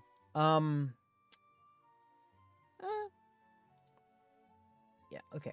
So this one is about color film. And it's from Vox. So let's watch this. This is a Shirley card. And if you developed color film between the 1940s and the 1990s, the accuracy of the colors in your photos were pretty much based on this skin tone. Shirley was probably the name of the first person who was pictured on the cards, and Shirley became the subsequent name of all the women pictured on the cards. That's Lorna Roth, a professor and researcher at Concordia University in Montreal. Usually they were white women who wore very colorful dresses. Color film works like this. There are layers of chemicals stacked on each other that are sensitive to different colors of lights. And there are a series of different types of chemical solutions that are used to develop them once exposed to that light. A combination of all of these chemicals creates a film's color balance. And for many decades, chemicals that would bring out various reddish, yellow, and brown tones were largely left out. The consumer market that was designated in the design of film chemistry was that of the lighter skinned market. So when it came to defining what an idealized international skin tone would be, it turned out to be a lighter skin tone than a darker skin tone. If you're shooting people with lighter skins, it looks good. If you're shooting people with darker skins, it doesn't look so good. If you're shooting mixed race in the same screen, then we see the real problems. It wasn't until the 1970s where things started to change, and it came from a very unlikely source. Companies that were advertising different kinds of wood furniture were complaining that Kodak film did not render the difference between dark-grained wood and light-grained wood. The other companies that Kodak responded to were chocolate makers, because the film couldn't render the difference between dark chocolate and milk chocolate. As the film and television industries became more diverse, color balance issues at the professional level became even more apparent. And in the 1990s, a team of designers at Philips and Breda Holland tackled the issue head-on by developing a camera system that used two different computer chips to balance lighter and darker skin tones individually. First people to buy these cameras for television, they were called the LDK series, were Oprah Winfrey and Black Entertainment Television, like people who were very aware of these issues. It was around this time that the white Shirley card was joined by the black Shirley card and the Latino Shirley card and the multiracial Shirley card. And Kodak's Gold Max marketing campaign emphasized their film's improved dynamic range. One of the things that they said about Gold Max is that Gold Max is a fine film that can photograph a dark horse in low light. If you were his parents, would you trust this moment to anything other than Kodak Gold film? Kind of impressive, actually. No other film in the world gives you truer Like color if than they Kodak advertise it Gold. like that. Today, color film and digital camera sensors have a much broader dynamic range, but the default towards lighter skin and technology still lingers. One of the big mistakes emerged in 2009. I'm sure you heard about it. My coworker Wanda and I are sitting in front of an HP Media Smart computer. It's supposed to follow me as I move. I'm black. I think my blackness is interfering with the computer's ability to follow me. So she moved this way, and the camera followed her. And then he'd get into the screen, and it would be completely stable. No face recognition anymore, buddy. My two separate but equal light meters allow me to capture the pastiest whites and the darkiest darks. You deserve to have those memories captured by a true professional. Not ruined by some hack who can't accommodate different skin tones. The fact is, there is still a cultural bias towards lighter skin, certainly in how we use technology, and sometimes within the technology itself. Technology should be the ultimate equalizer. It should serve everyone's needs without an inherent bias. If a child is born into a society Part of where this is making me roll my eyes all of because the I'm like, range wow, of I've been skin advocating for tones this stuff is for the years. You don't obvious need to talk to the choir. then they can no You don't need to preach to the longer choir about this. assume that whiteness is default. Like, it's getting better. It's getting much better. Nowadays, I mean, there's literal 5 years later, there's companies literally working on this problem and solving it using different means. So, like, it's an understandable problem because color grading is a pain in the ass. Color grading is a pain in the ass. Color correction is a pain in the ass. Trying to represent accurate colors in any situation, regardless of any media, is a pain in the ass. I just thought the shaders when making my model. You think this one is interesting? Yeah, you're right. Shading and proper making sure color grading is right, and just I don't know. It takes a lot of skill and takes a lot of just eye knowledge. What's the way for like very good color discerning skills and testing it on different platforms? It's a pain in the ass, man. Ooh, this one's about Technicolor though. In a brighter tone. Technicolor changing movies. Let's see. I like Technicolor. You know this scene from The Wizard of Oz.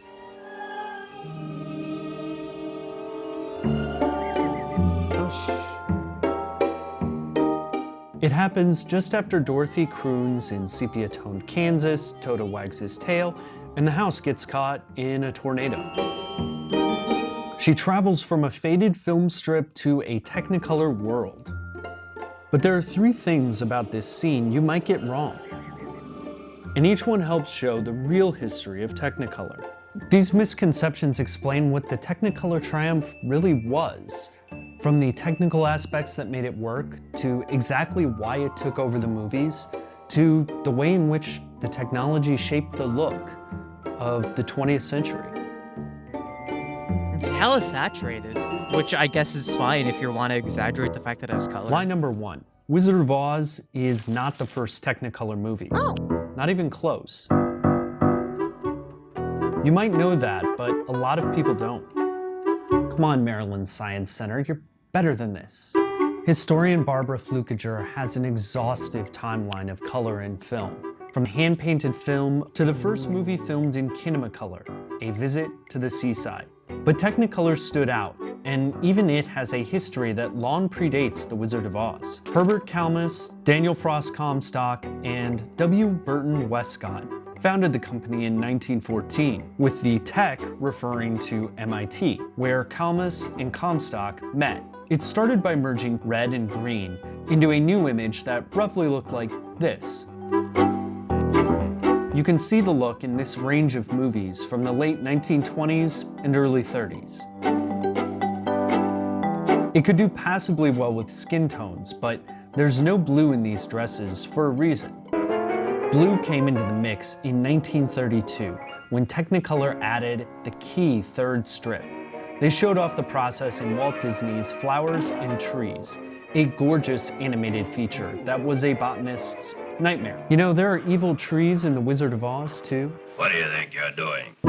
Anyway, in order to get Technicolor to work, it was an insanely difficult process. Technicolor distributed guides like these, and we can make a reasonable simulation digitally with a scene like this. So here's a scene of some Lego people who are apparently worshipping Lawrence of Arabia. Not sure what's going on here, but it's our starting image. A Technicolor camera would typically take that picture and shoot it through a prism that split the light into red, blue, and green negatives for the picture.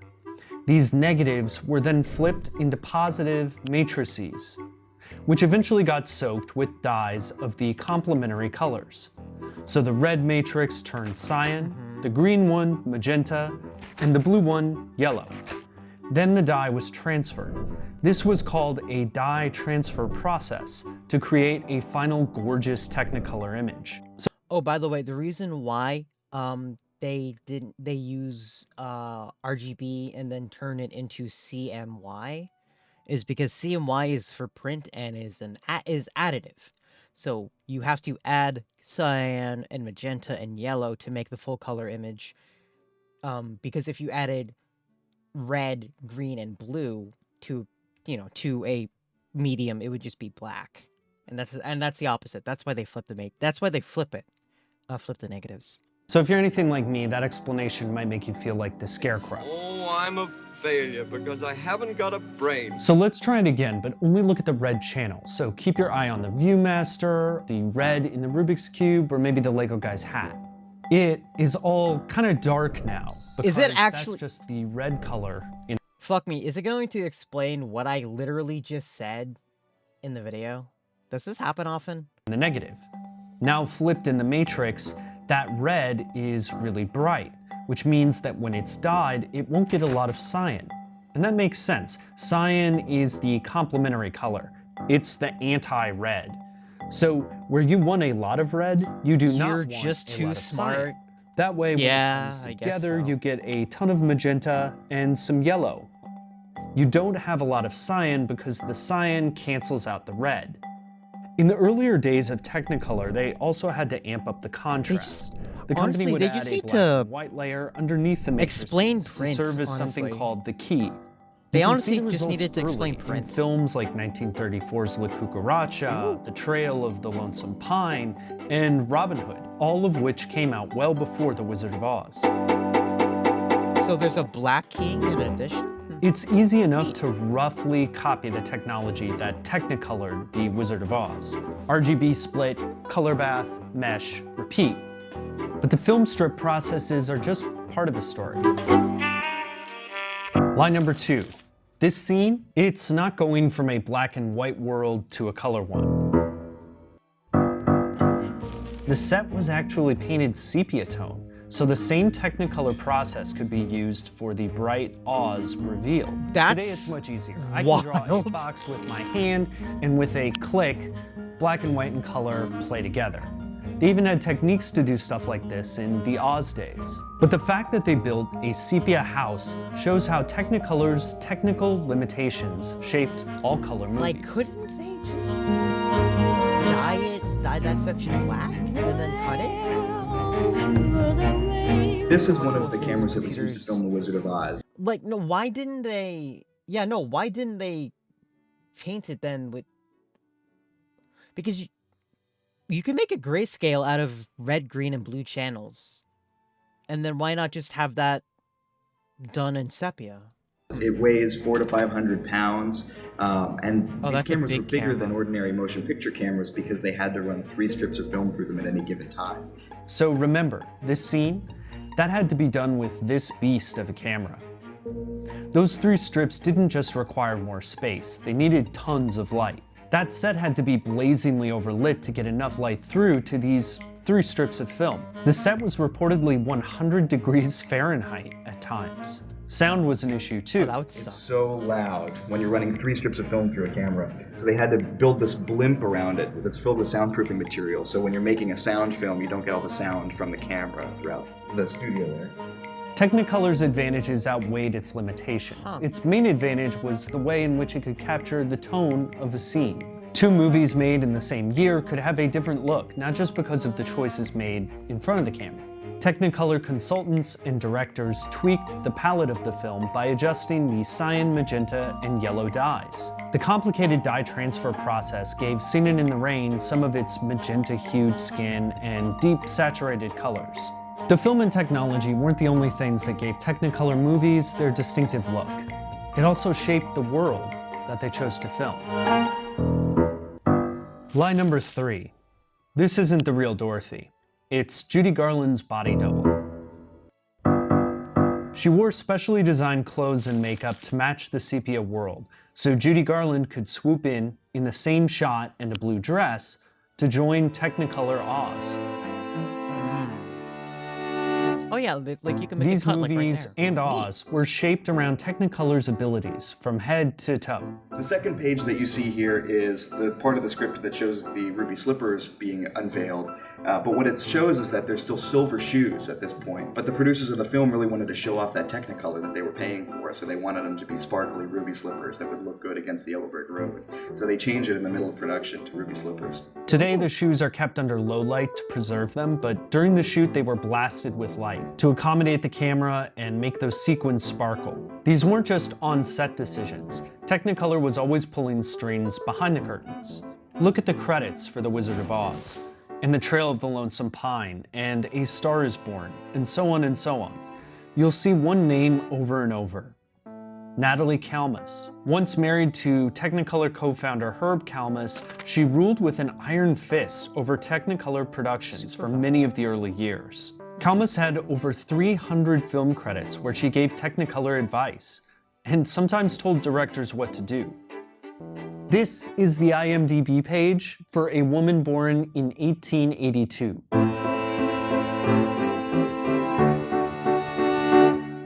In documents like Color Consciousness, she extended her reach into art. The essay includes aesthetic color theory, red, Color danger, theory. blood, life, heat, Nice. green, nature, outdoors, freedom, freshness. Kalmus's influence was significant, but it's as important as a reflection of Technicolor's power. Technicolor had its own processing facilities and its own camera crew that continued Natalie Kalmus's work after she left the company. The technology in the production process gave Technicolor a significant competitive advantage to alternatives being used. Despite all those alternatives shown on Barbara Flukiger's website, studios stuck with Technicolor for a long time. It had a reliable system and could be shown in any theater in splendid color without requiring special equipment. Technicolor eventually fell to cheaper processes through the 1950s, like Eastman Color, that used a single strip. The Godfather Part 2 was one of the final major releases to use the Technicolor we recognize. But old prints remain surprisingly vibrant today due to the dye transfer process used. Today, I can snap my fingers and be in The Matrix or in Stranger Things upside down. Okay, what are all these dust particles? Is this asbestos? Am I covered in asbestos right now? Technicolor was never just a click. The look was formed by the camera's strengths and weaknesses, the artistic choices made for color, and the Technicolor company's infrastructure and supervision. In that key scene from The Wizard of Oz, you might not have known the trivia about Dorothy's double, or the sepia doorway, or even that it wasn't Technicolor's debut. But one thing is easy to understand, intuitively. The movie is all about it. Technicolor wasn't a switch or a doorway. It was a whole world, just waiting on the other side. So, I always thought that Technicolor was more of a coloring process than a filming technique. Like, I thought they just had like a colorist. You can nerd out a lot more. Like, I thought they just had like a colorist and colored the strips. Not, it was like a part of the filming process. So that's neat. Okay, 3 last videos, and they're all about fixing phones because I love watching this stuff. It's like watching to me it's like watching like old restoration videos or something, but it's like a phone. Okay. Repairing a phone using only AliExpress parts. What can't go wrong? Hi guys, welcome back to another Hugh Jeffries video. In this video, I'm going to be repairing this Chinese smartphone, the Xiaomi Mi A1, using parts from AliExpress. I acquired this phone as it stands from a previous tech lot and I'm unaware of its history. It's badly cracked with many dents around the bent frame, it's missing its camera suspiciously lens, like and the an phone iPhone, though. won't power on. Chinese phones are extremely uncommon here in Australia, so I turned to China as a source for replacement parts. Having had many bad experiences with replacement parts from China in the past, I'm hoping with this being a Xiaomi phone, we'll have better luck. Plugging the phone in, you can see it briefly lights up with the Mi logo before shutting off again. The phone also won't do anything without first being plugged in. Therefore, I'm confident in the case of this phone, the culprit is just a bad battery. So I set out and purchased a quote, premium replacement display, original battery, and camera lens from AliExpress, the Chinese equivalent of eBay. And this is what showed up. I never received the camera lens even 4 months later, but I did get my $2.96 back after filing a dispute. So already we're not off to a good start. It's time to open up this phone by removing the 2 pentalobe screws from the bottom of this iPhone. Wait, this isn't an iPhone? Why is it using Apple's tamper-resistant screws? With the screws out, it's time to remove the SIM card tray. Does it open the same way, though? Display panel. I attempted to do this by using a suction cup, however, it was unable to hold onto the shattered glass. I resorted to poking a plastic pick into the already snapped frame to get beneath the display. I could then work it around the perimeter to separate the back panel. Dang, they even cop Given into how dumb similar screws. this Yeah. phone looks to the iPhone 7 Plus, I was expecting the internals to be housed in the back and not attached to the display as they are here. With our first look inside the phone, you can see it's like quite dirty, dust. but the battery doesn't seem to have expanded or been physically damaged. Firstly, I'm going to disconnect the battery and test fit the replacement. Despite being advertised as original, its label differs. Regardless, we can now try and power on the phone. Oh. This phone is running Android 1, which in the case of this phone is just Android 9. I love Now that. that we know that Usually the power it's just a issue was battery. related to the battery, we can continue on with our repair by replacing the front display panel. To do that, I'll need to remove all of the components attached to the display's midframe. I'll start with the speaker and charging port down at the lower portion of the phone. Several Phillips head screws and flex cables will need to be disconnected before it can be unadhered and removed from the phone. Next to come out is that battery. I'll need to remove the battery removal strips, which are similar to those found in the iPhone. Given the large tabs on the top of these strips, they were easy to grip and remove. I hate these things. Can't believe he did it. Afterwards, that Samsung-made battery came right out. Next, I'll need to unadhere the interconnect cable and disconnect all of the flex cables going to the motherboard. After detaching the LCD cable, I can unplug the power and volume button flex cable and then the cameras. I can proceed to remove the motherboard by unfastening the Phillips screws securing it in place. With the motherboard out of the way, it's time to remove the earpiece speaker and its mesh, as well as the two microphone grommets at both the top and bottom of the frame. It's amazing how, like, after removing the volume and power button phone flex cable, seems. which is adhered into place, the last thing that needs to be done is to remove these little metal clips from the side of the frame. They're melted in place with plastic that surrounds them and need to be broken loose in order to remove them. Boo. We'll need to keep these safe as we'll reattach them in just a minute. Cracking out our new display panel, it's time to reinstall all of the components we just removed, starting with the earpiece mesh and the rubber grommets for the microphones. I know, right? Ew. Like, after those are installed, we can reattach all of those metal clips which attach to the side of the phone. To install them, I simply melted the plastic tabs which they sit on with a soldering iron in order to keep them in place, just how they were originally. Huh. In our new AliExpress screen, I noticed a loose cable which was floating around inside. This was supposed to be adhered down, so I attached it. Speaking of adhesive, I applied some fresh stuff to the back of the volume button flex cable and attached it to the frame.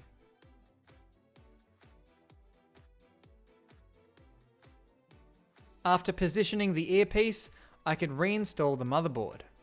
I like how they also do Reattaching the when they 7 do Phillips head screws. like assembly. Whilst we saw tamper-resistant restore screws on the videos, outside, all of the they're internal just like, screws only require hey, a Phillips bit. just do everything you did Down at the in bottom, reverse. I'll reattach the charging Which port is and sort the of speaker helpful back advice. into the phone. Semi-helpful advice. Semi-helpful. Routing the antenna wire back up to the motherboard, we can then attach the interconnect cable going between the charging port and motherboard, as well as any remaining flex cables.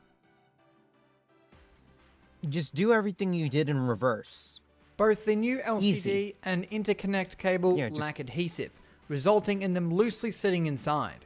I will apply a small amount to keep them in place and out of the way of the battery.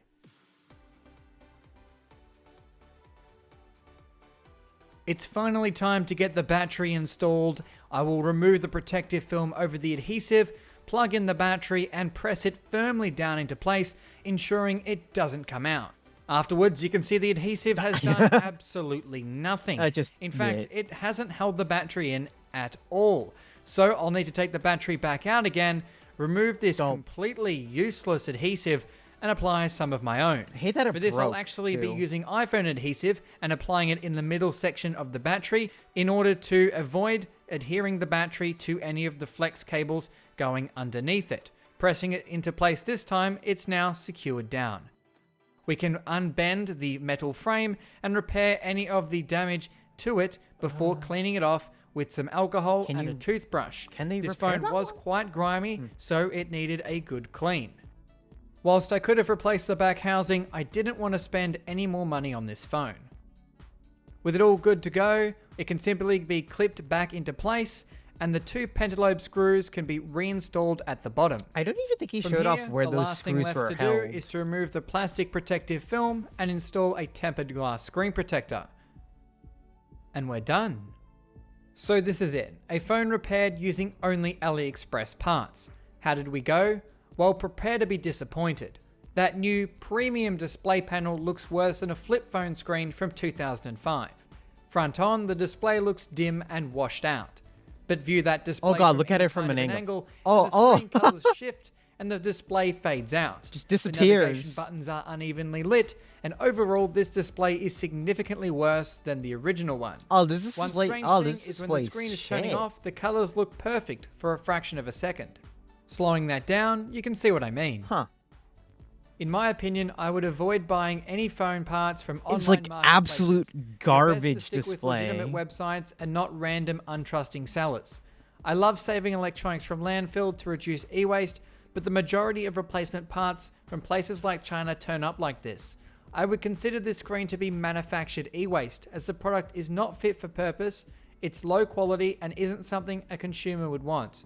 Therefore, it would be thrown away for a better replacement display. I'm tempted to do more And like on that note, this phone has been a Hugh repair Jeffries streams. video. If you like what you saw, hit because that I have a subscribe bunch button of them and that I consider would love checking out to the like restoration fix playlist up or for more something. videos just like this I'm not one. sure if you guys and if would you're be looking for interested any in used that. devices, I know it would be definitely sure to be check out unique my content, online you store, know? link for which is down in Like the I have a description. Nexus That's all 5 for that this has a video, broken and I'll battery catch you or guys a next weird power time. button that I want to try and fix. Lots of the stuff I need is just like battery like replacements and stuff. You know, kind of interesting though. Might be an interesting talking video, you know. All right. Oh, this one's dope. This one is we're gonna watch him repair a Motorola Razr, like one of the new Razrs, like the flip folding ones. This one was interesting, Hi guys, and also welcome looks like a back pain to in the another ass. Hugh Jeffries video. In this video, we're going to be fixing a look how total bad that Motorola Razr break 5G. is, like, holy but not shit. just any Razr. This one belongs to Like, Michael what the Fisher, fuck? or as he's also known, Mr. Mobile. Only 40 days old at the time, this phone sustained some serious damage to the outer display and a small crack to the lower glass panel.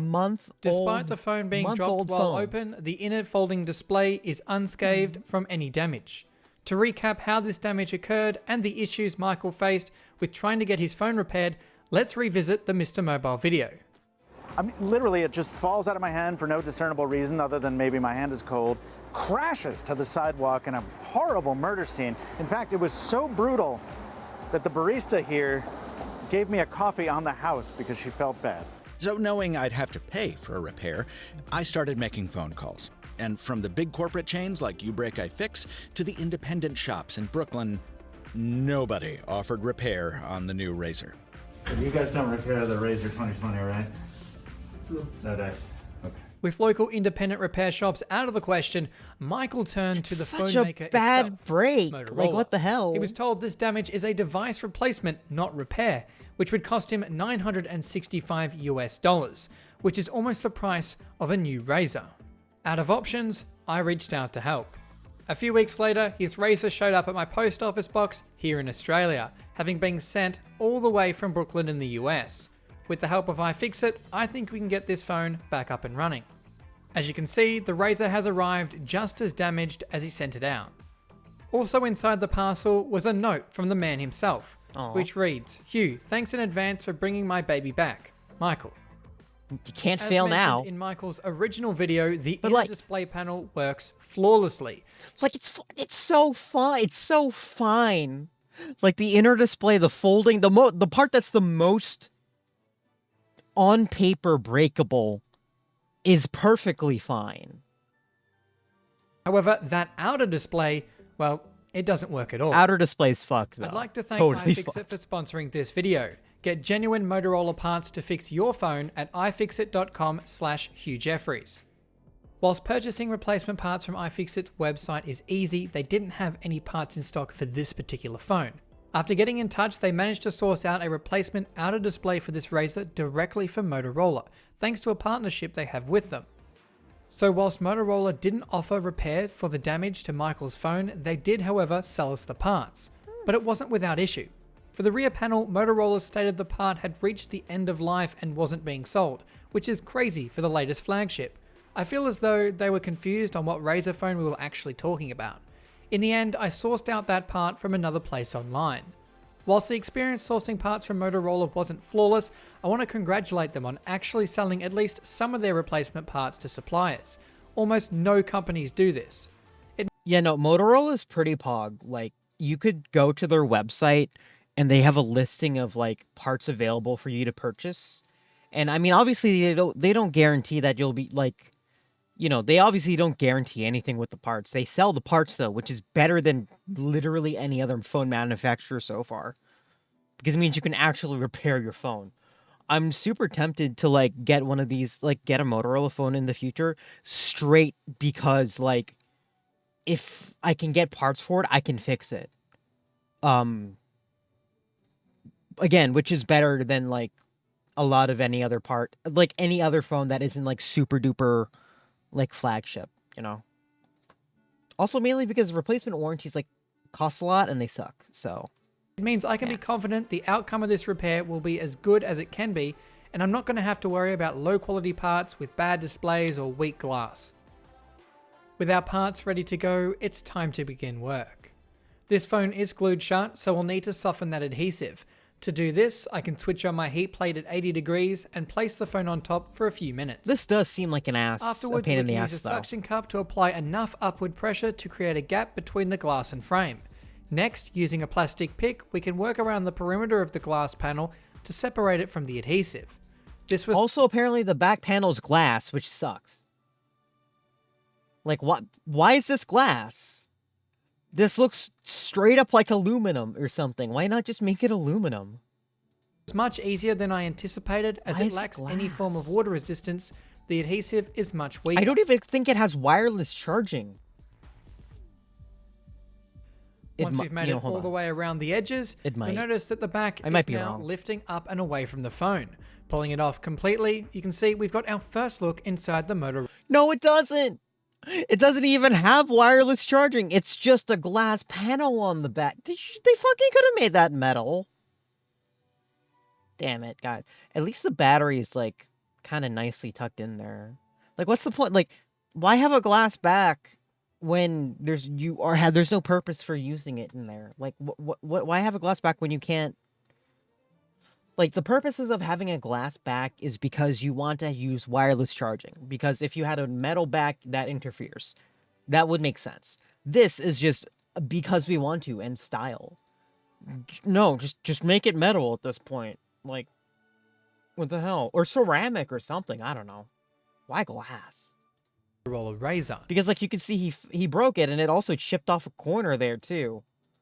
I'll need to remove 2 Torx screws and this plastic bracket to be able to access one of the battery connections, which I will disconnect. Pop. Now that we're inside the Motorola, you can see just how it looks in the bottom half. There is a battery, a fingerprint reader, among a few other components. It looks neat, though.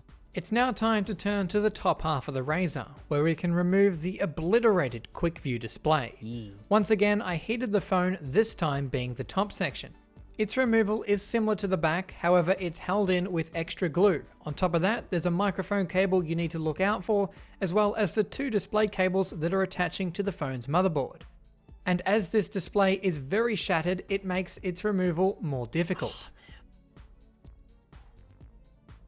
After some careful prying, the display can be lifted up and folded to one side so that we can disconnect those previously mentioned display cables. Like, props to the people who After they've repair been phones unplugged, more we for a can living, remove because, any like, remaining glass left behind by that old screen. I hate dealing with, like, the shattered with shattered smartphone glass.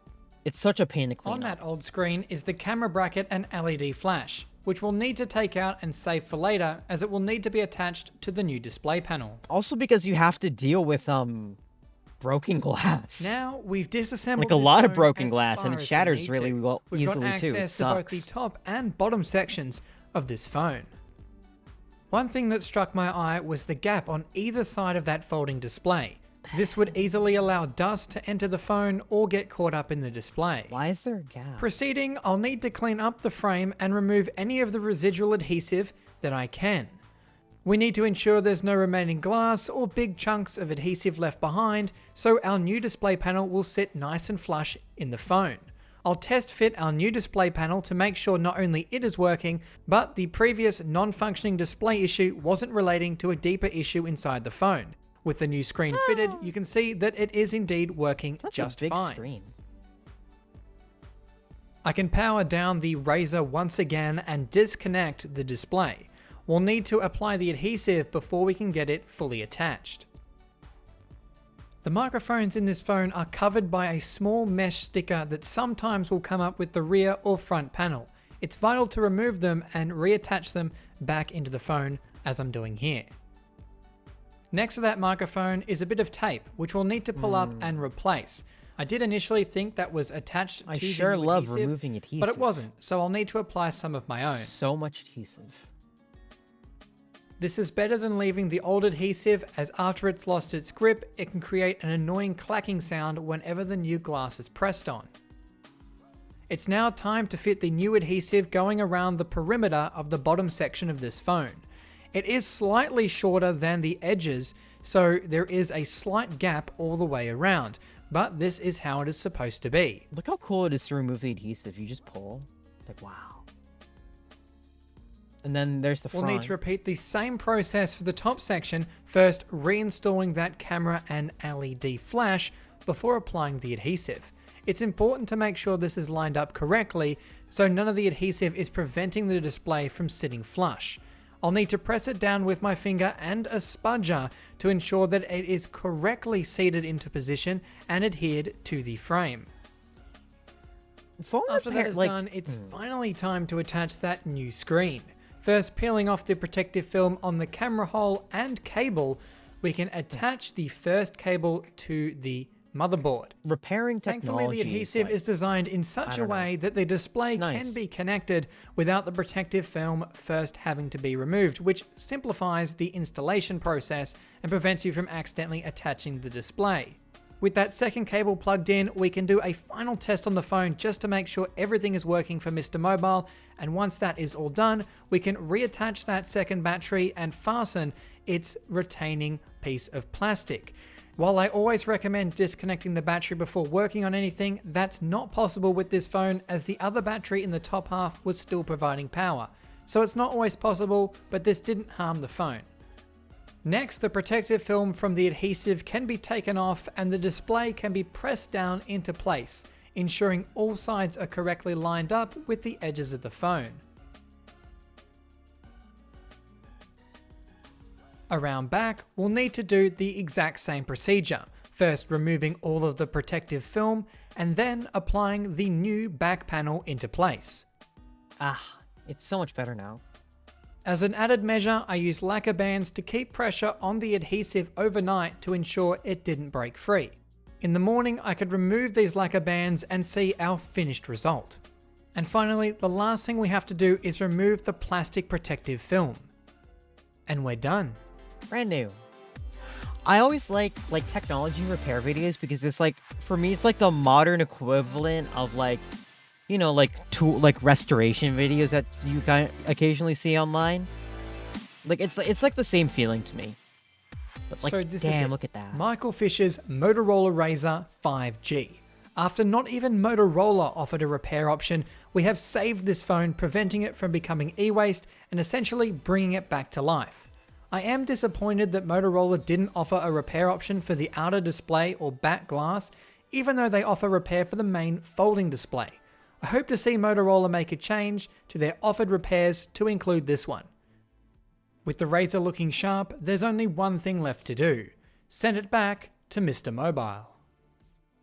I'll wrap the phone in bubble wrap and ship it back in the same box I received it, all the way back to Brooklyn in the US.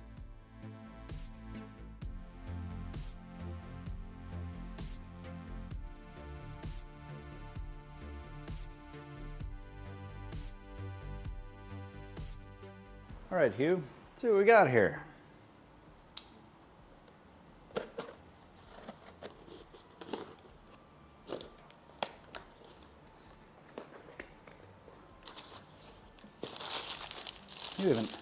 You even returned my newspaper wrapping material. Thanks, Hugh.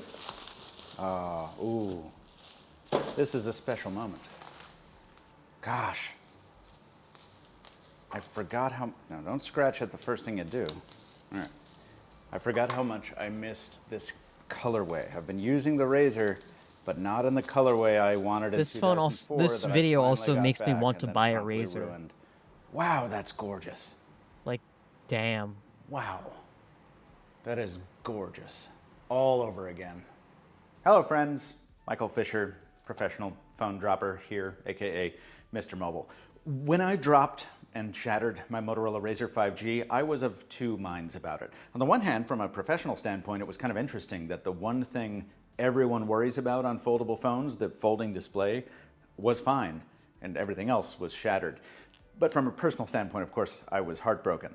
This is the phone I wanted in 2004, obviously the earlier incarnation, but more specifically, I wanted it in this colorway. And when I was finally able to buy it with my own money, it was the fulfillment of a long-standing nerd dream. And it really ruined my whole day, week, month when I broke it. So I'm very thankful to Hugh. Thank you, iFixit, everyone, for helping repair this thing. Even if it is a shame I had to send it halfway around the world and know someone and have people willing to do me favors to get that repair completed. Obviously, it is still early days for foldables, and I would hope that as time goes on, this repair process for ordinary consumers gets a little bit easier. It's also just interesting because, like, is back in the hands of Mr. Mobile. Fixing I'd things like to saves thank money. Michael for sending his So, phone across, as this video oh my wouldn't be god! Wait, possible hold on. without Did he do the wrist flip? And Hold have up. people willing I to didn't do me notice that. favors to get that repair completed. Obviously, it is still early days for foldables, and I would hope that as time goes on, this repair process for ordinary consumers gets a little bit easier. Did he do the flip? I want to see it. And with that, Hold the on. Razr is back in the hands of Mr. Mobile. I'd like to thank Michael for sending his Yo! phone across, as this video wouldn't be possible He without did the him. flip! And I'm also really happy to see him enjoying his phone once again. And on that note, this has been a Hugh Jeffries video. If you like what you saw, hit that subscribe button and consider checking out the phone restoration playlist for more videos just like this one. And if you're looking for any used devices, No, you don't be understand. sure to check. Like, I when I had a Razr, like, I did that all the time. I, like, pulled it out of my pocket, grabbed it, and then, like, flicked my wrist. And the phone would open. It was so cool feeling. And, like, the fact that you can do it with the new ones now is pretty awesome. Check out my online store, link for which is down in the description. That's all for this video, and I'll catch you guys next time. Like the song says, reunited, and it does feel good. Like, I love that. I want one of those still. Oh, and there's also, this last video is basically dumpster diving. It's basically the video equivalent of dumpster diving. So I think this is a good one to end on with. Hi guys, welcome back to another Hugh Jeffries video. In this video, we're going to be taking a look at another tech lot I picked up. Diving right in, I picked up this iPhone and parts lot for $50 Australian. Amongst the listing photos was something that intrigued my interest. It looked like a custom iPhone. While I've built a dozen or more custom phones, seeing one pop up for sale is really rare. Even though it probably doesn't work, factoring in how many devices I also got in this lot, that phone really cost next to nothing. Once I got everything out of the box, I could see I struck gold. This is a custom 24 karat gold plated iPhone 5. Definitely an older phone, but something so unique and cool shouldn't be broken and in pieces. So I think we need to get it looking luxurious once again. I'm also really not liking the look of that gold display. It doesn't match the gold on the phone and makes the whole device look cheap. After unpacking everything, we can see what else was included. Unfortunately, no other custom or unique phones, just an assortment of older iPhone and iPod models, ranging from the iPhone 3G to 5S and iPod Touch to... Oh my god, what happened to you? Holy shit. ...to 5. Along with that, a few new and used parts were included and a whole lot of strange phone cases, which I disposed of. Coming back to the main star of the show, this gold-plated iPhone does not look to have been well cared for. Despite that, the custom conversion looks unfinished and unprofessional. So let's see what we can do about that. Looks pretty though. Firstly, we need to actually see what the device does when it's plugged in. So connecting up a lightning cable, I was actually able to get it to boot up into an operating system after much trial and error. None of the buttons work, and it also kept regularly coming up with connect to iTunes, but eventually I got it to boot into iOS 7.0.4. So it seems to be alive at the heart, but it's definitely going to need a new display and have its button issues fixed. Let's see if there's anything else wrong with this phone. I'll start by disconnecting that old destroyed LCD and taking a closer look at it. You can see just how poorly it's put together. It's missing screws, things are loose, and the frame of the display is broken and warped in various places. I don't even know how someone could cause such damage. Inside, there's a bent piece of metal, and there are several clips and the eject mechanism for the SIM card reader that are missing. Now, this is a mystery I'd like to solve, and I didn't have to look too far. This phone Its got original fucked housing was up. included as part of the lot. It's got those missing pieces still attached to it, as well as the speaker and microphone mesh grills that were obviously not carried across to the new housing. Back inside, I've noticed the battery is punctured and the cable has been incorrectly routed. Removing it shows us that this battery is the original battery to the phone, so I will replace it later on. Next, I'm going to remove the motherboard, although I've run into an issue as there's no SIM card eject mechanism. Instead, I'll use a spudger to just forcefully push the SIM tray out of the phone. From here, I'll be able to disconnect all of the flex cables connecting to the motherboard and unfasten all of the screws. There It's are two so, types like, of gross screws and- used throughout. It's so gross. It's so gross in here. It looks like someone like.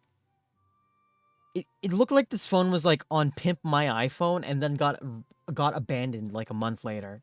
The iPhone 5, which include a Phillips head bit and the standoff bit. After those have been removed, the motherboard can be lifted up and over to one side where I can disconnect an antenna cable before entirely removing the motherboard. Down at the lower portion of the phone, I'll remove the charging port assembly. This will allow us to install those previously mentioned missing mesh grills. I'll remove them from the old housing and install them on the gold housing as they should have been done the first time. I'll also install these metal brackets, which are responsible for holding on the front display panel, as well as the SIM card eject mechanism. What I believe has happened is the person that attempted this conversion forgot to install these parts and only noticed after installing the motherboard. At that point, they didn't bother to fix it and just continue without them. With the added fact that the buttons don't work, I don't think this project was ever fully finished. With the missing parts installed, I'm going to replace the power button next. This can be a bit of a daunting task on the iPhone 5, as it can be difficult to get the replacement power button to function correctly. Although I feel like I've gotten the hang of it, having done it a few times now. It is a pain in the I'll ass that also the attach ribbons are the mesh such low, grill so like for the that. microphone, which was also missing, just like the lower mesh grills for the device. I harvested this replacement power button cable from a donor iCloud locked phone. One tip if you ever have to replace one of these yourself is the power button's metal spring faces up. If it's facing down, you won't be able to click the button.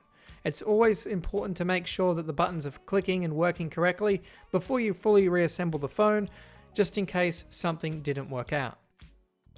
I was surprised to see only one missing screw throughout the entire device, with only another being installed in the wrong spot. But thanks to that previously mentioned donor phone, I was able to get any of the necessary screws I needed from it. It's time to reinstall the motherboard so I can seat it into position and reconnect all of its cables. I'll also take the time to straighten out this bent piece of metal before reinstalling How did it get bent? How did it get bent? all of the screws.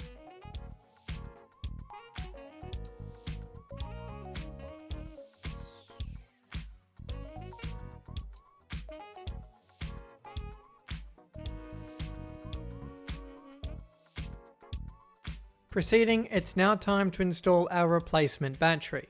This one comes pre-applied with the adhesive, which we need as there was no adhesive applied to the old battery. I'll install a new display panel, which is black in color, and I think that's going to best match the device thanks to its antenna lines and pieces of glass on the back.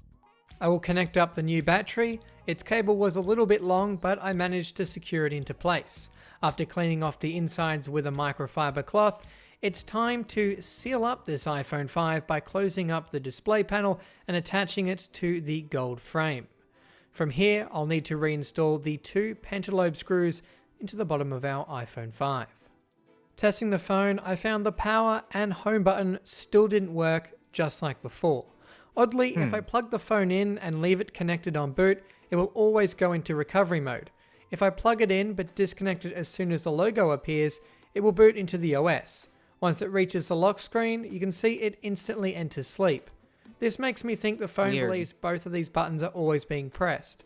Even shorting the home button contacts, the phone doesn't respond. To ensure it wasn't my handiwork, I swapped in another motherboard and all the buttons work fine. So unfortunately something is wrong with the old board, so I'll have to continue with the one that works. With our custom iPhone reassembled, I wanted to take a look at a couple of other phones in the lot, including this 5S, which is breaking apart at the seams thanks to an expanded battery. Yeah. We'll get it open in the same way as the iPhone 5 by removing those two pentalobe screws from the bottom. You'll see the display already lifting up on its own, no suction cup required. I can slide my pick around the edges to separate the display, which is coming apart between its plastic frame and the glass. Scarily expanded. After disconnecting the Touch ID flex cable, I can remove the bracket covering up the battery connections and try and pry up that battery itself. This third-party battery is actually looking a bit terrifying. sketchy with a sticker on top of that battery. I've seen original used batteries being sold as new. It looks so cheap They too, rebrand them by right? putting a sticker on top of the battery, similar to what's seen here. I want to get it out and get a closer look at it and see if that's the case with this battery. Thanks to the battery adhesive being installed incorrectly, it was very difficult to remove. But after much prying, I got it out Looks like my and old was able PS to remove both Rona, of the replace stickers your on the PSP battery. battery. Thankfully, this wasn't a case If of a it's used swelling like battery that, that's a being bad sold as new, thing. but it's definitely faulty and needs to be replaced. But before we can do that, I'll need to remove all of the old adhesive. The bad still left adhesive on it. Oh, you did. Good. Thank goodness.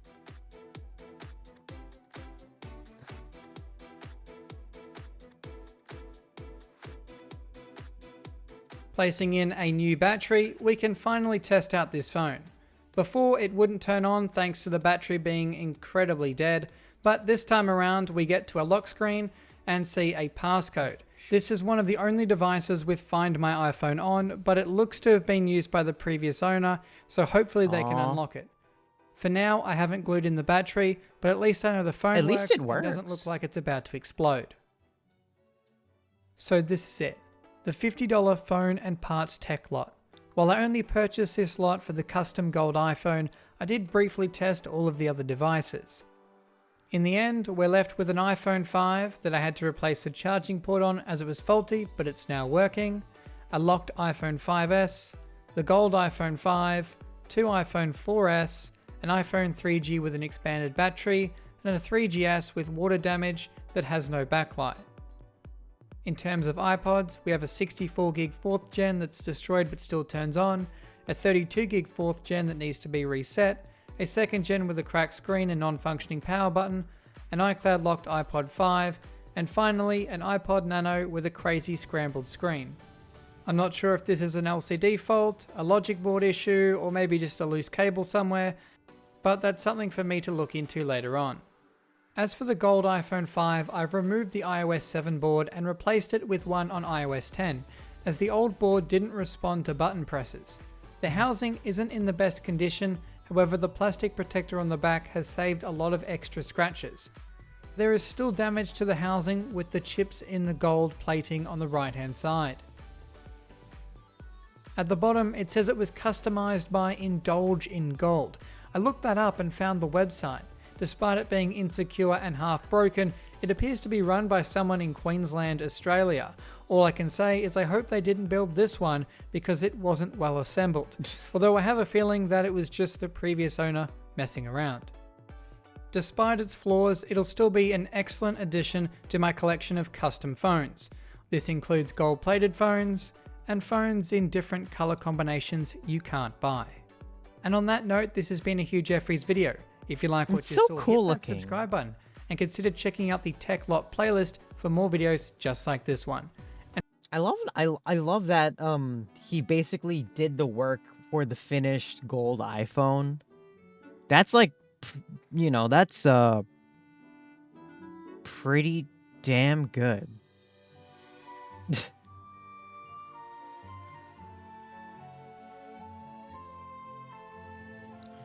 Anyway, I think that's all. I'm not sure. I'm pretty sure that's like everything. So, yeah. That was a lot of I said earlier that this is going to be an earlier like a shorter stream, but clearly I was, I guess, lying to myself. All right. So thank you guys for tuning in, of course. Tomorrow we're going to be having our BattleBots watch party in Discord. So if you haven't joined the Discord already to watch the robot carnage, feel free to join in. There we go. There's the link to our Discord. And I think that's going to be it for this week. I think I'm working on stuff, and you'll see it next week for sure. And I need to think about streams for other stuff. But let's see here. Let's see who we can send you guys over to.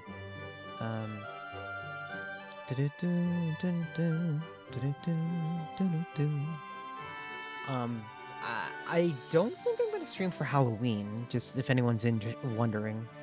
Mainly because, like, I don't know, it's Halloween. I just want to spend time. I just want to chill out, you know. I don't want to do much.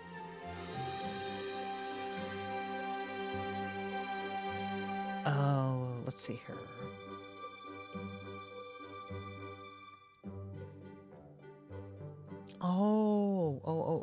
Okay, I know.